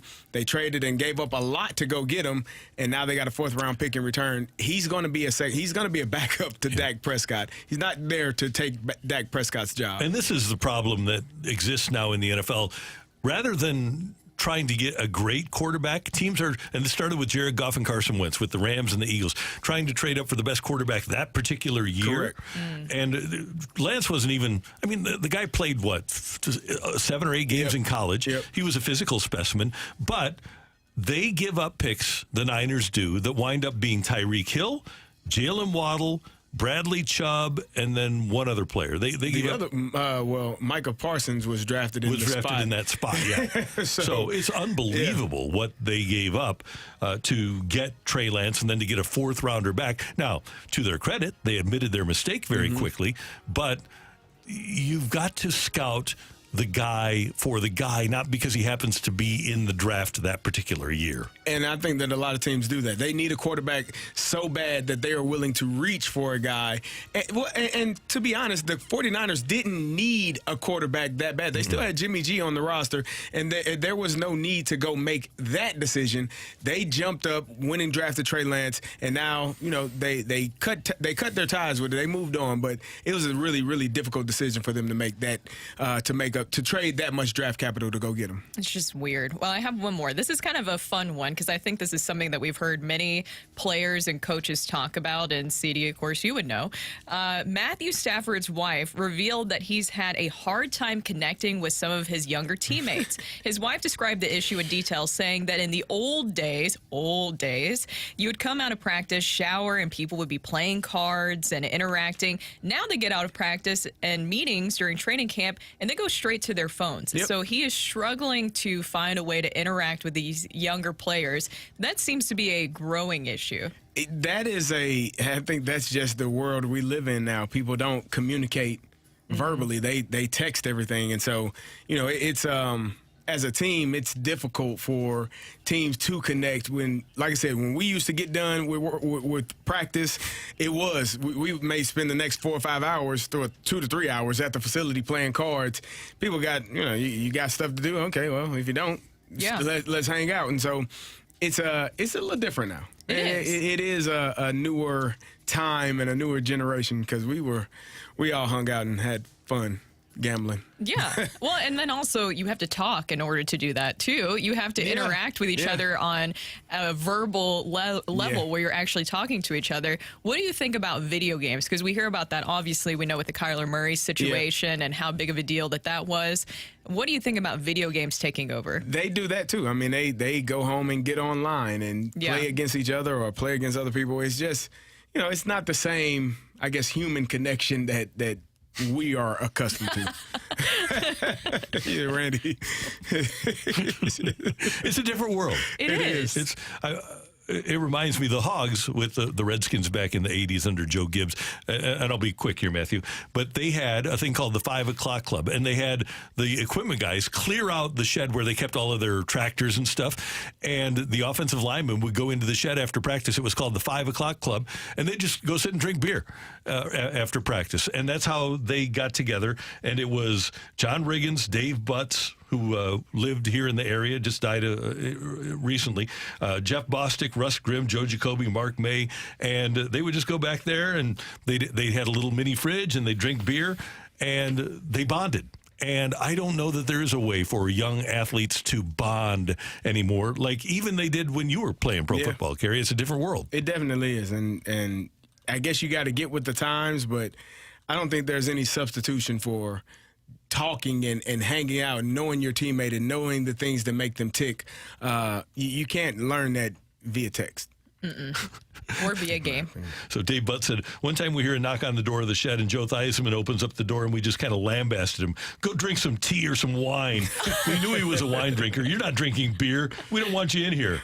You can't even come in. So they had their quarterback and they wouldn't let him in. See, the key when you're playing video games, you just have to play video games in the same room. When the Spurs won the 05 championship, they used to do giant LAN party. Like they'd have 5 different TVs in one hotel room and they'd play Halo against each other for hours. But they were all in the same room. Like Tim Duncan, Tony Parker, all those guys were in the same room playing Halo for hours. And it helped them bond in a way playing video games, but they're actually in the same room hanging out the way, you had to back in the day. When the Hawks were really good, going through their little dynasty of 3 cups, their fans were everywhere. So the players really couldn't leave the hotel. So Tony Oman, who used to work for the Blues, he's their traveling secretary, he would rent out a conference room loaded up with TVs and couches and and refrigerators and stuff. And the players could, as a team, go down and hang out in this conference room, play video games, play pool, play ping pong. It was all set up for them. It was all self-contained. They had food down there, and the players would never have to leave the hotel where they would just be overwhelmed by all those stupid Blackhawk fans. So that's a good idea. Really actually. good idea, yeah. And it served as a bonding experience for those players too. And then you didn't have to worry about some of them drifting off in the evening and getting into some trouble. More importantly, pretty Why cool. do you think they have those morning skates? Yeah, it was great. We're going to head down the stretch with a little rock and roll next on 101 ESPN.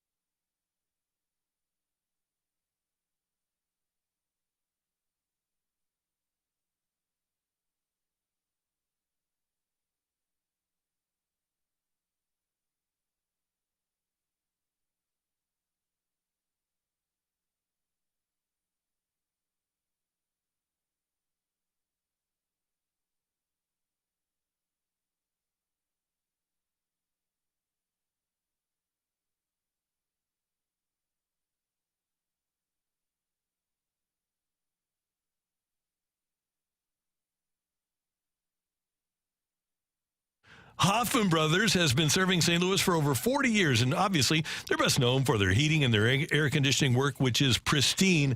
But did you know that at Hoffman Brothers they've added plumbing and drain work and sewers and everything that you need fixed in your house? Well, they can do it. For over 12 years, Hoffman Brothers has been providing repairs and replacements from everything, including sewer lining and clogged drains, water heaters, sewer repairs, toilet clogs, installing faucets and toilets, hydro jetting, and more. For all of your sewer, drain, and plumbing needs, visit HoffmanBrothers.com, HoffmanBros.com to schedule directly online. Hoffman Brothers is an independent American Standard heating and air conditioning dealer, and the work that they do for your furnace and for your air conditioner is absolutely perfect. Get them out to your house and make sure that your HVAC system is good to go. HVAC system is good to go. You can call them at 314-664-3011 to get them out to your house, and while you have them out, become a member of their home protection plan and get all of those things taken care of. Get reminders for them to come and do the work. Get filters sent to your home. They are a difference maker for you and your family. It's Hoffman Brothers at HoffmanBros.com.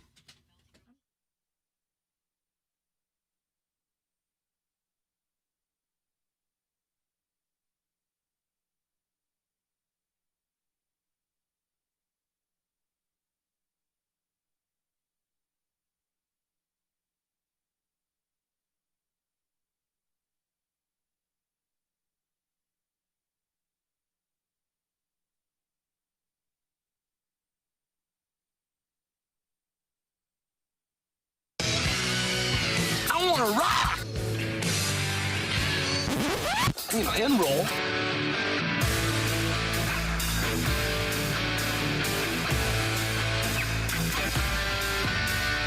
Let's rock.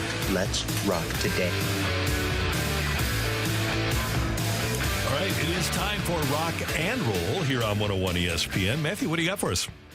Well, we didn't get to break this down too much just yet. 2-1 loss for St. Louis City SC over the weekend to Orlando City SC in Orlando. Here's the thing, though. They got a quick turnaround, Randy. They're playing Dallas here at City Park on Wednesday evenings. They got a quick turnaround. We talked last week with a couple different guests, including Carnell, about the defensive issues. Obviously, you didn't allow 3 goals and you didn't score 6, so not as many defensive issues, but the offensive issues jumped up a little bit. Bradley Carnell asked about that after the game. We knew this was going to be a tight game, Tom. So and sometimes when you're playing on the road, we say, 6-3 wasn't, we would like to be a little bit tighter at the back. So then we're tighter at the back, then we're talking about no chances created. So we know we have to pick our poison. Playing on the road, we have to know what we're coming up against, and we have to know that chances are going to be limited here in the stadium. It cannot just flick a coin, and be like, there's no chances today, but we're conceding 3 goals. So, that wasn't the case today, and I thought the game was a lot tighter. I thought our defensive structure was a lot more intact, and I saw a lot of good things. So,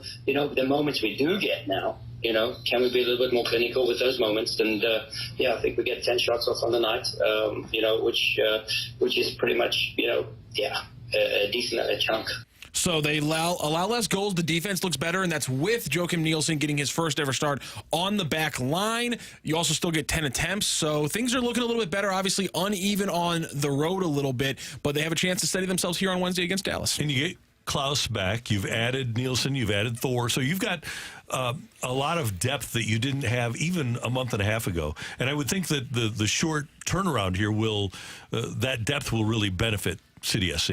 Yeah, I think it will. And just something of note, and it's not an excuse for the defensive stuff, and it was a tight game, but Tim Parker having him and his wife having their baby, we say yes. Yeah. Rory. I love it. They named the son Rory. They named their Rory son Parker Rory. Is a great so name. he wasn't in that game. How long is their policy? Do they do like baseball where it's 3 days? I'm guessing he will. I'm guessing.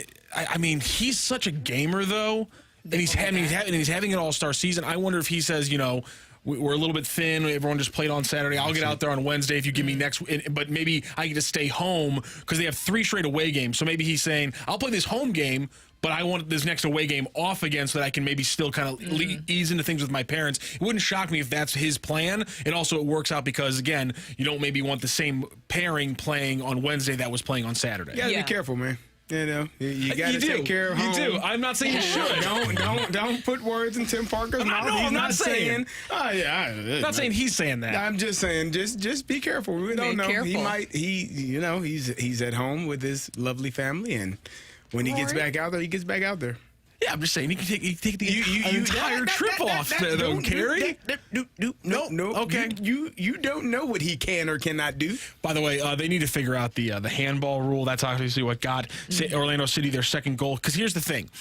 Apparently, he got his arm up there, but he got hit in the face and there was blood on his face. So did he not get kicked in the freaking face by the ball? I'm not sure how when you're diving like a 90-degree angle, you're supposed to keep your arms at your side while you're also getting hit in the face with the ball. It's a very confusing set of rules. And again, I know City had a VAR go their way to get their first goal, but still, that handball thing makes no sense to me. And the problem is there was no consistency on the broadcast about what they thought that the refs would be looking for because there's so much ambiguity in the rule book right now. It is, and it's something where my takeaway is that it was a tight game that could have gone a little bit of either way because the video review worked out for him and then it didn't, essentially. Mm-hmm.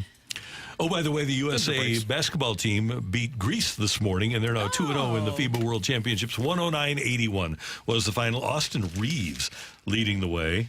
So congratulations. I guess Giannis did not play. Kerry. Yeah, Giannis did not play for Greece. Kerry. Come on, Kerry. Be excited about the FIBA team. No. Woohoo! No. No. So I was reading something the other day, and Anthony Edwards, Steve Kerr was talking to Anthony Edwards, and he was like, he said Dwayne Wade came off the bench because Kobe was, and Anthony Edwards said, we don't have a Kobe on this team. So Anthony Edwards is not exactly. In fairness, Anthony Edwards would say that if Kobe was on the team. No, he wouldn't. Because Anthony Edwards is crazy in that way. No, they don't. We have a gentleman's bet, Rocc and I, that Anthony Edwards will never win an MVP of the league. I don't think he's going to be. I think he's going to be win an MVP. 7-8 times. He's not winning All-Star. an MVP. I don't think so pay either. him now, Matthew. Why? Anthony Edwards winning an MVP? He's going to score 30 points per game next year. Does that and it's going to start like a 6-year stretch of him. Tea in China. Because a lot of times when you're a guard, you have to score 30 points per game to win MVPs. You know what else you got to do? Check that one box first. You know what else you got to do? Win championships, or at least make it to out of the first round. Did you see that celebration with Pat Bev and all that? Don't put that on. Get the hell out of here! Don't put that on my boy Ant. Nah, I put that on them. He's not winning. And then they went and got. Sorry, I know you like him, but he likes Rudy Gobert. Your other guy has more. a better chance to win the MVP than who? Than Edwards. Karl Anthony Towns? No, your guy. Rudy Gobert. Rudy Gobert? Not my guy.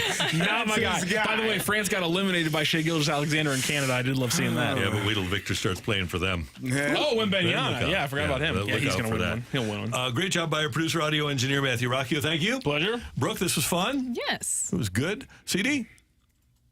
Thank